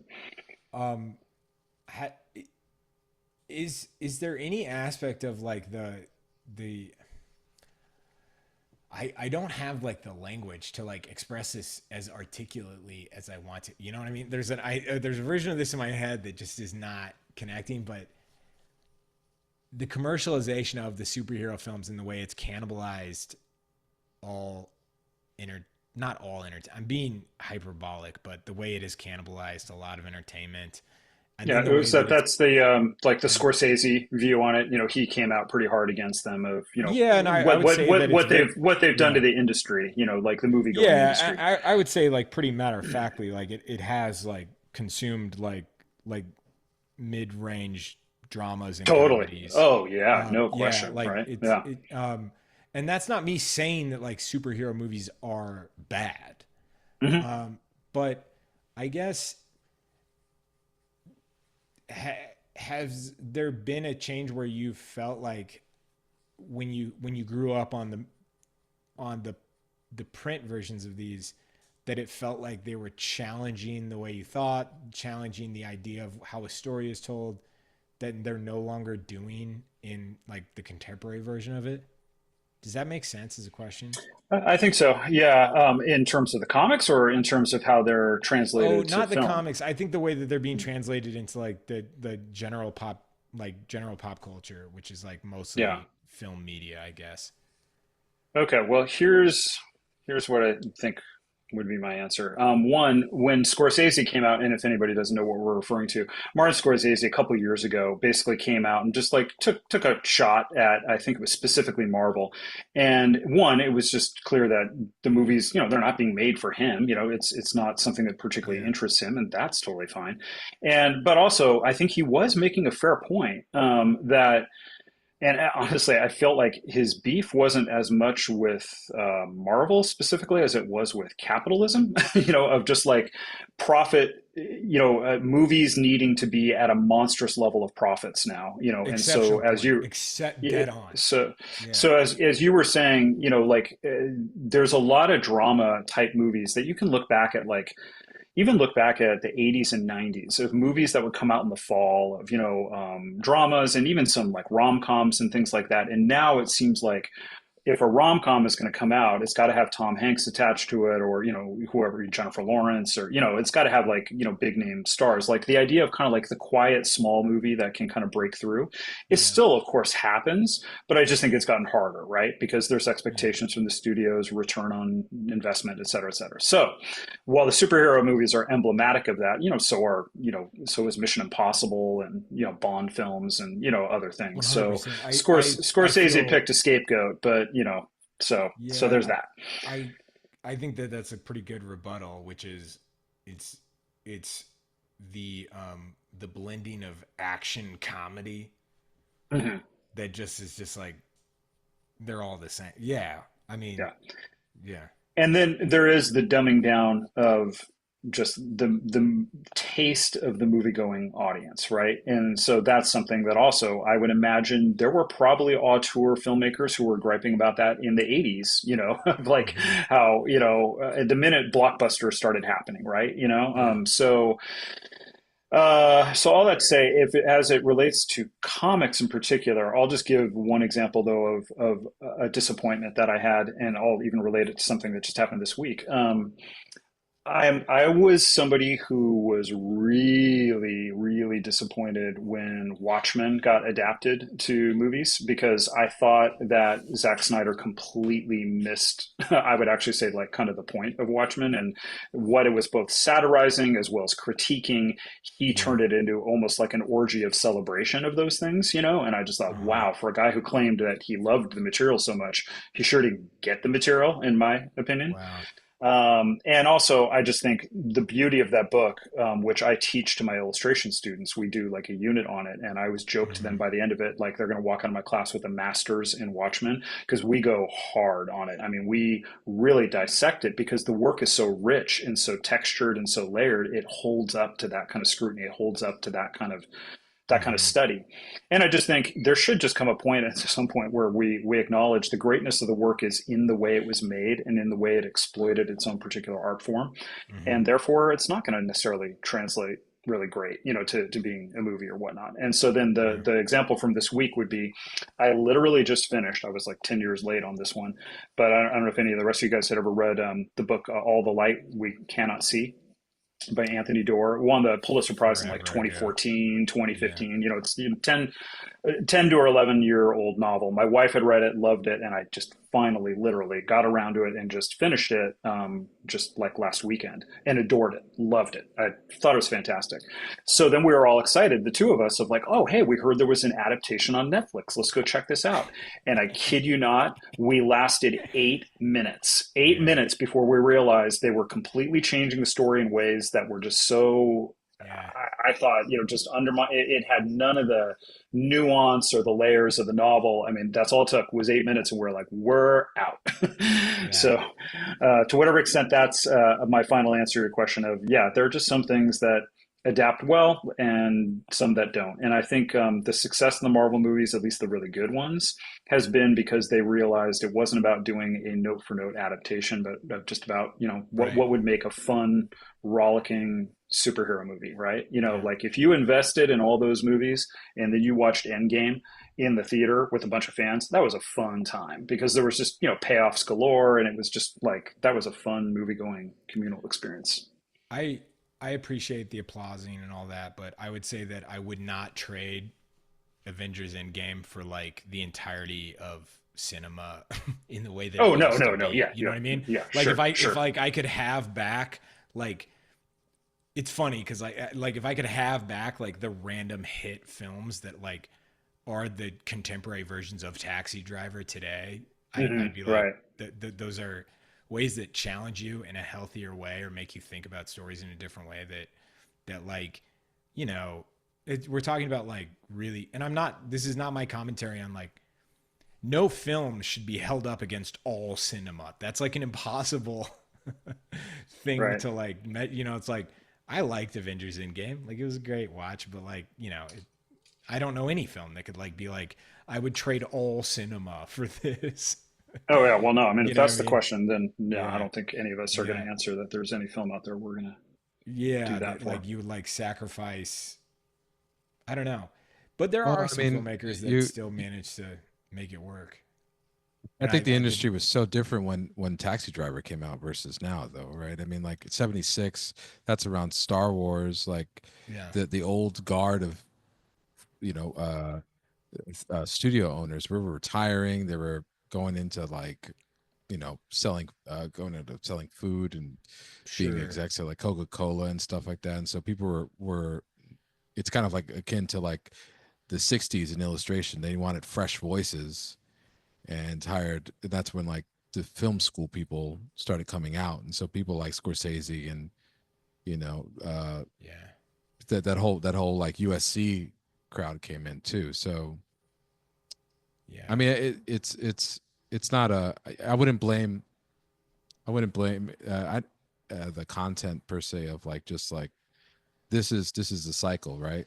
Like I think this is going to Yeah. burn out, and once it burns out, we will have something that's really similar to that. Right? I mean, I think TV kind of went through it as well with like streaming, where those Right. people with voices and uh, got shows like you know I, uh, I just name it like yeah. Marvelous Miss Maisel and things like that. I mean, those people would have never gotten jobs, or wouldn't have been able to have the creative control that they probably now than they did before when the streaming services were just throwing oodles of money at them. You know? Yeah.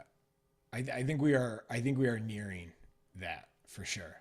But like if I Yeah. see Ryan Reynolds like start some other business that makes him $100 million a year, like I'm just like I'm so tired of that. And then the idea of people being like, but he's so charming. And you're like, but is he an actor actually? Like it Well, just yeah. like I mean, yeah. I take the Andy Warhol side Yeah. to all of this, which is like, who cares if he's not like if you don't think he's an actor, he could just do whatever Well, he wants. Like I wish like I right. don't. Who cares The about labels? apathy, I think it makes sense when it doesn't consume other art. I think it's just changing, right? Like it's Really? consuming the well, like the delivery methods are changing, right? So like obviously that doesn't like smaller films don't make money in the theaters per se, but that's also because of the machine is not built for them like it was before. That is pretty interesting. It's like if people are bored by this conversation, by the way, we can change it. But I was just gonna say, like me and my brother, we saw the sequel to Gladiator 2, right? Or we not the sequel, that would be Gladiator 3. We saw Gladiator 2, right? The sequel to Gladiator. And we saw it at a regional franchise theater, Cinemark. I don't know how big their market is. But you know, AMC is, you know, the monolith. They're the big players, right?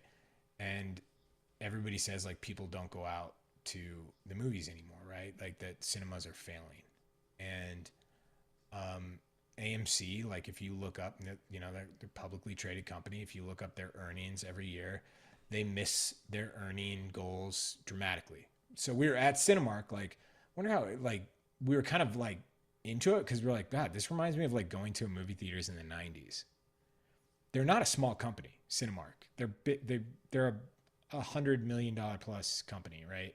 But we're like, it's so like bare bones. Like nothing is modernized about it at all. It's all high school kids working. The seats don't recline in any ridiculous manner.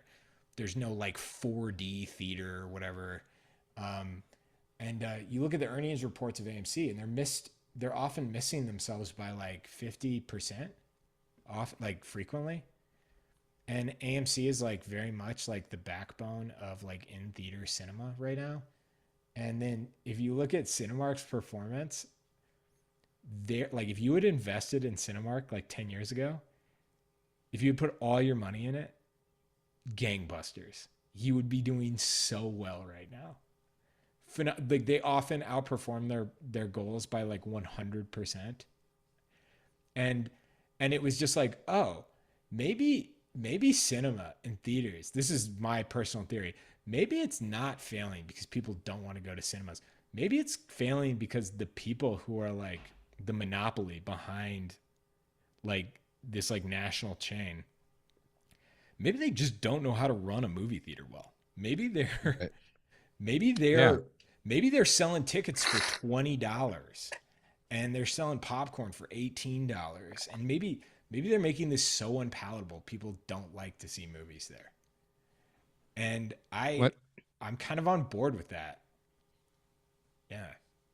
I just think it goes back to like kind of what you were saying before about like how movies now, like they have to have these massive budgets and then even more massive or equally as massive like marketing campaigns for a studio to even back it, you know, and that produces like an unreasonable amount, a break even point for these films that cause a lot of them to crumble, you know, like it's, you know, what was considered a success 10 years ago might be considered like it was okay, kind of a failure today, you know.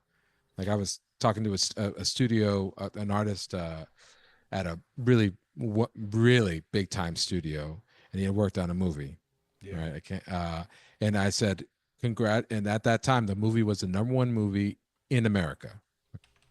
And so I texted him and I said, "Congrats! You know, you must feel so good. Like I can't believe it had, you know, it made this much money. This is awesome." And he had texted me back saying, if we don't make well over twice that amount, there's going to be massive layoffs. And I thought to myself, this is not sustainable. It's like, what happened to the industry? Like, how is that even, who signed on for that? You know? So One thing I'll say positively is like, I think this film is a great example of like the antithesis of what I'm saying, which is like an original film, got the theaters, original story, an interesting story, something like challenge that. And one of the things I'll say is I saw this at a local theater in Kansas City called the Screenland, and it's in North KC. It was completely sold out. They don't have it where you can reserve your seat, so you're sitting like, so that's the other thing that's stupid. Reserved seats results in less tickets sold because people don't want to sit next to strangers. And we're sitting right next to strangers, and people applauded and cheered multiple times throughout the show. It was so much fun. And that's like, those are the theaters that I grew up in. Like, you know, It's funny, Timmy, because I That's awesome. totally hear you on all the, Yeah. the points on that and everything. And I will also say I am now an old man who like really likes a reserved seat and comfortable Yeah. chair. Like Right. so I I ain't hear sitting you of next to what's you, been Timmy. You lost. talk too much. Timmy Yeah. talks too much during movies. Oh my You know? God, Ray, I don't talk at all during a movie. No, Oh man. I that drives me am, crazy. That I drives am you a crazy strict too. no Oh talk my during a god. movie guy. Yeah. Strict. I can't go with certain family members because of in my family. It's Yeah. just because I know they're gonna talk throughout the whole movie. Yeah. Yeah, that's the downside of Cinemark. We went there and we're seeing Gladiator 2, which starts off with a swift beheading, and you watch, families come in like 10 minutes late with like kids, with like a couple 7-year-olds. And you're like, okay, well, I mean, yeah. I feel like every movie that I've seen in the last 10 years that has some, pretty intense violence, there's been like a 4 or 5 year old kid in there, and I'm just like dying inside of just, this is Oh not okay. man, yeah. What is My happening my here? brother, my brother's, he's got a toddler and a baby, and he was so troubled by it. Yeah, Yeah. me too.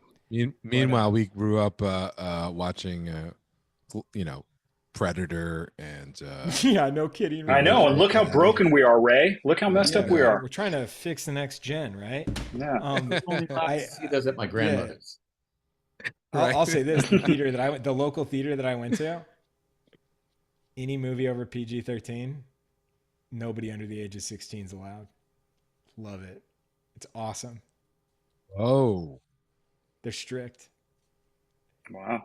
Yeah, you're just like a traditionalist, hardcore. I love it. I I love it love though. it. Yeah.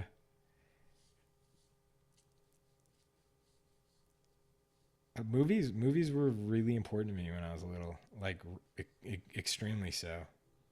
And they still are, but they're not as much a part of my life as they used to be. Uh, we- did that form much of what you guys do as Oh visual yeah, artists? Oh yeah. I mean, Star big Wars. time. Just that one alone, Yeah.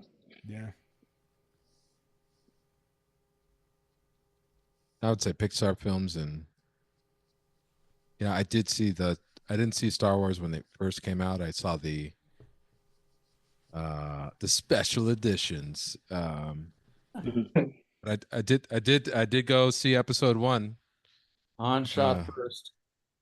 You know, yeah, shot first.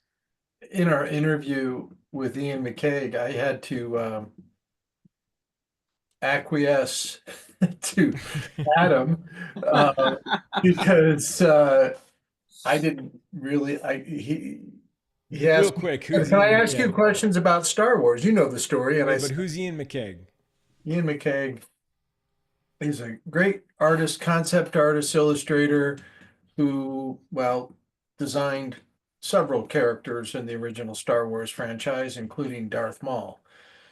And he started asking questions, and I was interviewing him, and I said, I think you're better off asking Adam these questions because I only saw Star Wars once, and uh, I don't know I wasn't capable of responding to him, and it was just like the room just kind of, I thought, was going to shut down. Uh, Over the heresy of it, is that's what it it's was? like, oh my God, I've disappointed Ian. That's all I can think And, about. and thank goodness it was like the one piece of popular culture I have any experience with. Right. Because if it had been almost anything else, I would have been like, I have no idea what's cool or how people even find out about it. So luckily, I knew Star Wars enough to get the answer wrong, Yeah, which was strategic because, like, that gave him like a chance to, you know, talk about why I was wrong. yeah.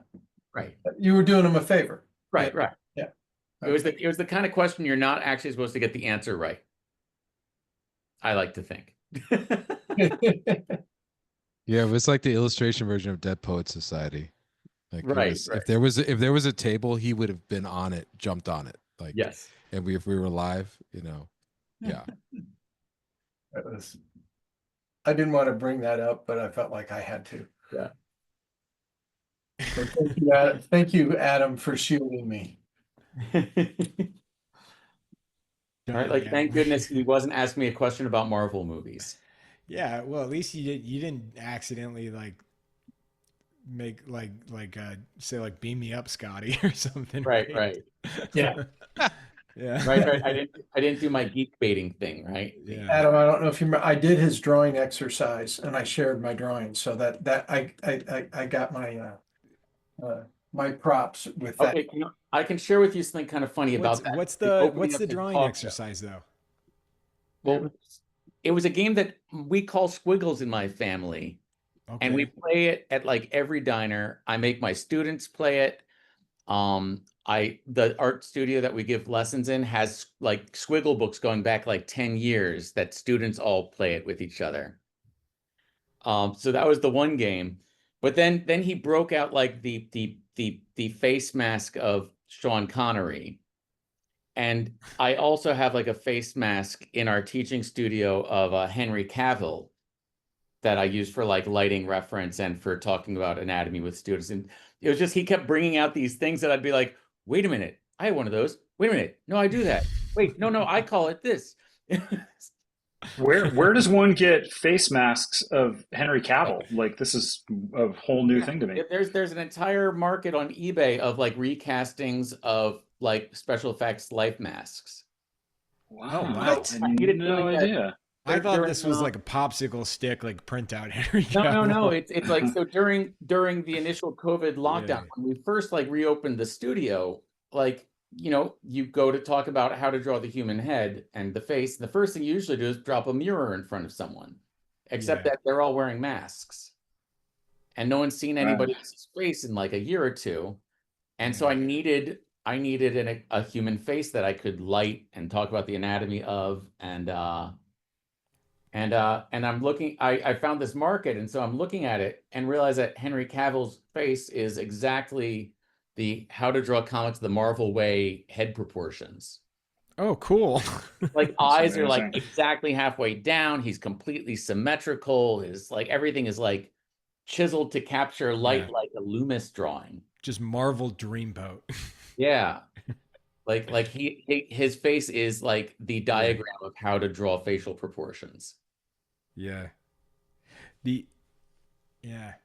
Whereas I could have gotten James Earl Jones's face too, but you'll only ever learn to draw James Earl Jones from that one.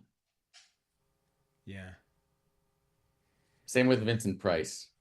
Everybody start posting your work to Instagram. It's hashtag Drawing Hive 248, hashtag Drawing Hive and Visual Arts Passage. I tag at Sinners, the movie or whatever that you can do the research. You can figure out their tag. But I mean, whatever, not your mom. I don't know. I'm not your mom. Search it. Use the search tool. Timmy, your job description around here is totally mom. Yeah, that is true. No, I don't have enough love. It sounds No great. Your love. supportive favorite aunt. Yeah, no, I'm like a hateful aunt. Yeah. Yeah. The only yeah. Nah, never mind. Sorry, Scott, I got so excited I interrupted John when he was talking about the drawing game exercises. Oh, no, I was happy to get out of that discussion. Scott, someone asked earlier, I'm gonna butcher this question, so let me make sure I get it right. 1 second. But I'll be sure to butcher the answer. I got a good Yeah. question for you though, Scott. It was All right. Scott, can you talk about how you use reference for your illustration work? Somebody asked that? Truly. An Wow. individual by the name of Vincent. Vincent, I'm flattered. Thank you. How do I use reference? Um, I'm just trying to make sure. Maybe if Vincent is still listening, and could put in the chat just to clarify the question a little bit, because I want to make sure I'm answering, what you're looking for. Because I guess what I'm wondering is, are you asking like how I get reference? Because I mean, if it's in terms of using it, I mean, it's as simple as just saying I look at it, like we all do, right? So I know your question must have more to it than that, and I don't want to just give like a facile answer here. So maybe just clarify a little bit more of what it is you're looking for. I'd be very happy and flattered to answer as best I can. Nice. It's Cody. It's John. By the way, this is a secret name. It's for Cody. I don't know. It's a secret name, but now it's no longer secret. Well, I'll keep my ear to the ground. I'll let you know if they. Okay, yeah. How you get how do you like piece it together? It seems like you have a like you have to collage your reference together. Is Oh, that okay. Yeah. In that case, yes. And so, yeah, so much so, and this is certainly not unique to me in any way. I'm sure, I bet Adam and Ray can attest to this too. There's a phrase, kind of an industry phrase now, of Frankensteining, like the idea of, let's say I get hired to do a likeness of somebody, but I need them. Okay, here'd be an example. I had to do this billionaire who's a loudmouth on Twitter named Bill Ackman for the New York Times. And I didn't really have to show much of his body. It was kind of like a head bust, shot, but I needed like arms with a business suit jacket on and, him holding a phone and typing away on it. So I find the reference of the person.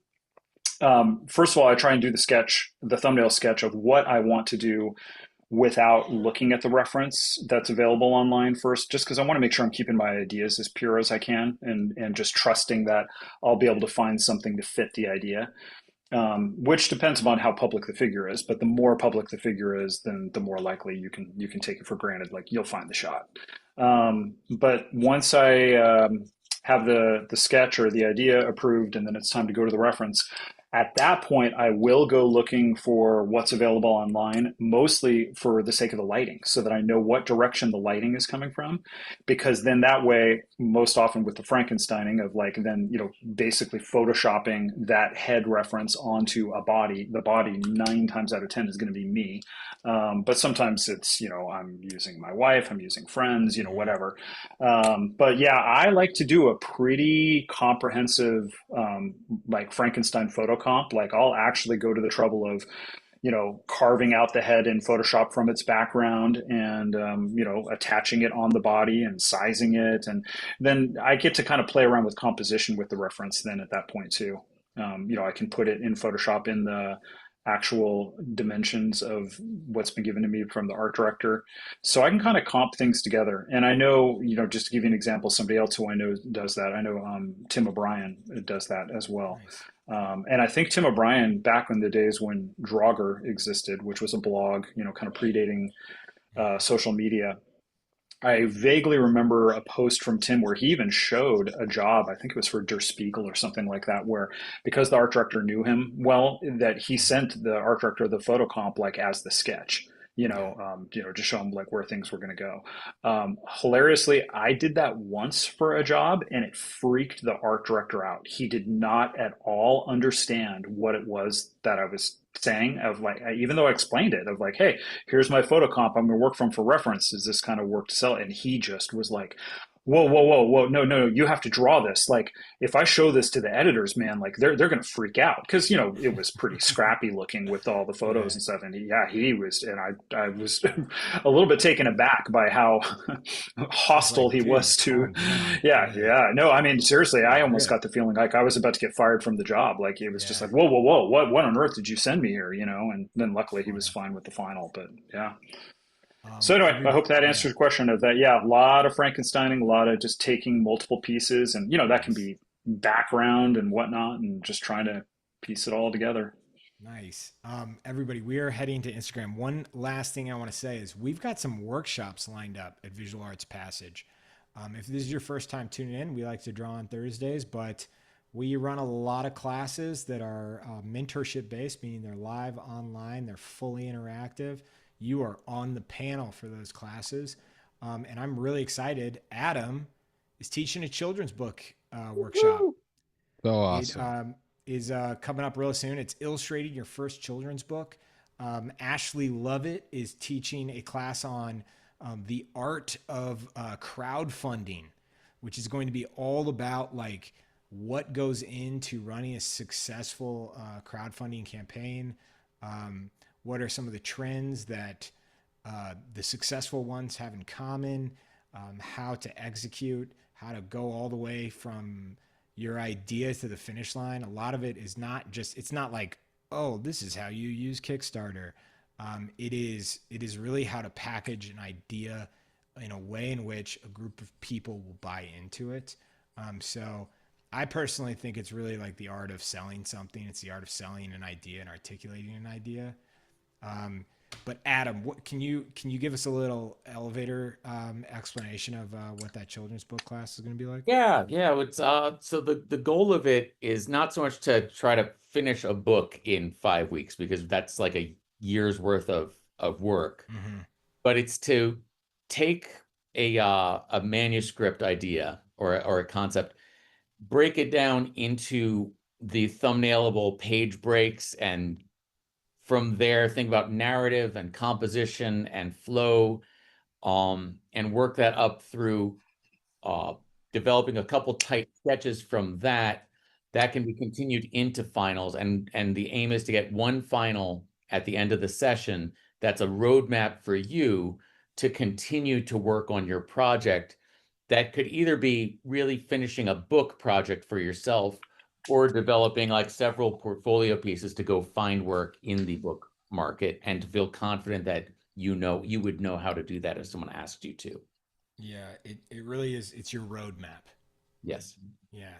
Just to let the audience know, Adam's got 36 books out. Is that about right? It's something like that. Yeah, a lot of Yeah. them. He's been down that road. He's a Goliath. Yes, Anyway, he won't say it, but we will. I have two coming out this summer. Two Wow. coming out this summer. All right, everybody, you ready to see some art? Let's go. Yeah. Nice. Somebody new. Thank you. Cool. Welcome. Oh, Felicity Felicity. killing Oh, it. wow, Felicity. You're not old enough to watch this movie. Peter. Jeez. Go see a Marvel Julian, movie. come on. Wow, Julian. Yeah, nice. Oh, What? cool. Whoa, jeez. Whoa, that's nice. Huh. I love that. This is very That's great. religious. That's really fun religious for this film. I love it. Nice. Good stuff. The RJD. Whoa. Oh, Nice. oh, nice. Welcome back. Mm-hmm. Nice. Nice. Great Oh, stuff. nice. Very cool. Yeah. Oh, I Marcy, love that. that's Marcy, I awesome. saw that. I saw that in the Exactly thumbnail. I was what like, it was. my Oh, favorite already. That's Oh, awesome. Oh, nice. that's Ooh. that's Oh, nice. that's lovely. Good Nice. stuff. Which, by the way, guys, the There you woe is back. We can award a woe tonight. Nice. I'll believe it when I hear it. Well, you never know. Sometimes Zoom edits it out. I love that. Nice, Oh, wow, Julian. Julian. Man. I love how Wow. you made them overlap. Oh, Whoa. Whoa. Whoa. nice, AJ. We got to do it. Should have done that. Yeah. Oh, nice. You guys gave it a whoa audibly, so I got to, Nice. All right. Good stuff. That's nice. I like the lines on that one. Love it. New people. Love it. Good stuff. Sweet. Nice stuff, Valerie. Whoa. Oh, wow. Nice, Tanya. Nice. Yeah. Danny, Love it, Danny. Yeah. Good work. That's awesome. Oh, that's great. That's Nice stuff, amazing. Jason. I love that. That's great. Good stuff. Whoa. Hey, nice. Wow. That's a good one too. Lovely. Mm-hmm. Oh, nice, Nicole.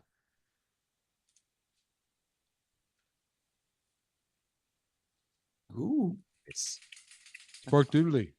Yeah. Spark doodly. Nice. Oh, I that's feel nice. like Cassandra's not here, so I gotta Right. Yeah, no, we got I gotta do what I can. Nice, Robert Robert. Shingler. Jeez. I shared some of Robert. Oh, my phone's crashing. Sorry, everybody. The stream is down. Whoa. And there goes the soundboard. Hold on, everybody. Sorry, my phone is glitching. It's a new phone. It's a newish phone. We upgraded the equipment for the show, and this is what happens. The phone that's dedicated for Drawing Hive. You'd think it keeps doing this. Oh my gosh. Someone said reload it. What do you think I'm doing? Jiggle the handle.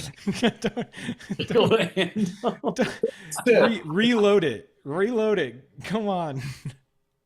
We'll see. We're going to try this a couple times. No. Oh, they meant for the late posters. Okay. Oh. We'll see. Hopefully that doesn't keep happening, people. Nice stuff. Ooh. Wow, AJ.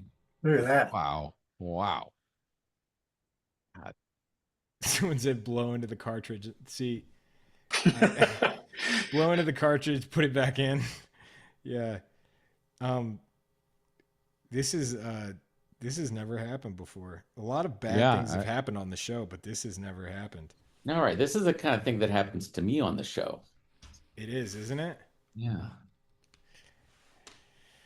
Okay, come on. Oh my gosh, we're so behind. We're 6 minutes behind. Oh no. Okay, here we go. See some old stuff. We're gonna get back. We're gonna get caught up. We're gonna fly through this, people. No, this is actually good because I was spattering my drawing, so I missed all the stuff that you guys were raving I know. about. I'm the same way, Pat. Guys, you gotta stare at the screen when we go through the art. Stop it. Stop. Pencils down. When you show up an hour and 20 minutes late, you've got a lot of catch up to do.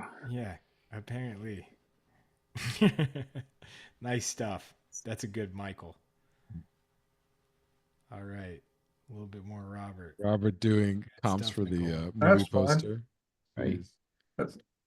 Stuff. We're getting a Nice. jumble now. We're getting a jumble of it. Mm-hmm. Love that.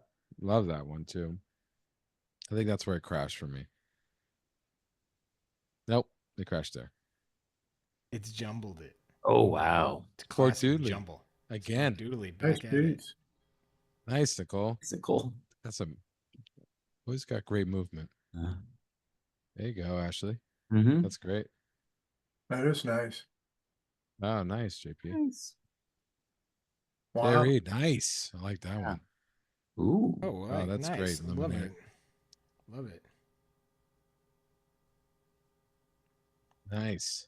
Mm. Good stuff. Yeah, that's nice. Oh, Love it, Karen. yeah. Thanks, Karen. Oh, nice. Nice. Oh, cool. Yeah, Gary. Harry. That's great. That's a good one. Gary has to get his own reference. Ooh. That's great. Yeah. That's nice too.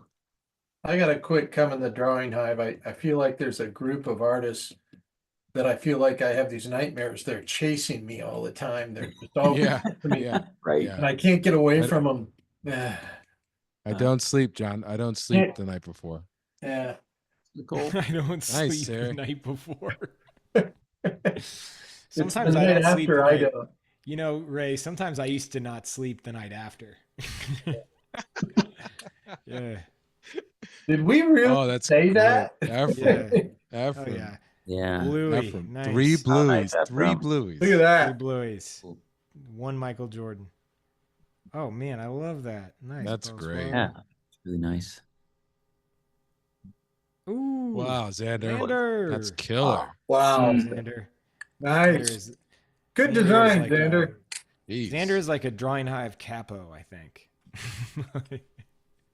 If this was the mob, Xander's gonna be chasing me around. yeah, I was gonna say, if this No. was the mob, Gary. Xander would definitely be made at this point. Yeah, right. Yeah.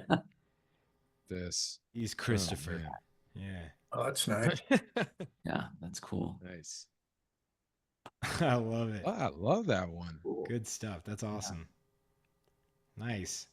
Nice. Good stuff, everybody. Go. Loving it. Yeah. That's great. Yeah. Oh, that's great too. Timmy, I sent Timmy, you I a sent you a DM. I will check it. I never check my personal DMs, so sorry, unless I'm sending memes to Ray. I appreciate the embedded message to Timmy. I Yeah. hope that's a trend that continues. Please don't. Well, those are nice. Blue. Oh, Hell Virgie, yeah. yeah. Bluey. Oh, that figure on the Love left it. is great. Bluey. That's great, I Terry. just That's want beautiful. art to go. Yeah. I just want art to go back to what it Yeah. used to be. Bluey. Yeah. Nice, Nicole. Whoa, Xander. Oh, Xander. Jeez. He All signed it twice. It was so nice. Yeah. Smoke, stack. Xander, Smoke, all. I have a question for Xander. I want to know if he's are those vector or is he just painting in Photoshop with like a really hard edge brush and just painting these Nice. flat A shapes? panel question for Scott, an audience Scott, it's all member. oils. Yeah. Yeah. Straight up oil, a la prima. Yeah. Right. And portrait linen. Right. Oh wow. That's That's fun. great. Nice. Bluey. Nice, Bluey Virgie. is- Nice, Virgie. There you go. Ooh. Oh, that's there it is. Nice. I Cool. love I that. love the tone papers too. Jeez, Yeah. Great. Yeah. This is nice, isn't it? man. Oh, that's great, Oh Terry. wow. That's Yeah. fun. That's a lot of fun. Oh, that's great. All right, Yeah. everybody, that's the last one. Sorry we ran a little Right. late tonight. We kept you all from your families. That was a really fun drawing session, though. Scott, Ray, John, Adam, love hanging out with you guys. Everybody, the art is amazing tonight. Thank you. It's Nice. Thank you, everybody. Um, Adam, great hanging with you. Scott, Ray, Timmy, awesome. Scott, the Always answer pleasure. is it's Vexels. That's the answer, Scott. Oh All man. right. Everybody, Don't good even know what night. that Go means. check out our right. workshops. Go check out Adam's workshop. Sign up for it tonight. Do it tonight. Don't wait. We won't let you in if you don't sign up tonight. Right. All right. Good night, everybody. Night, everyone. Take care, everyone. Everyone. All right.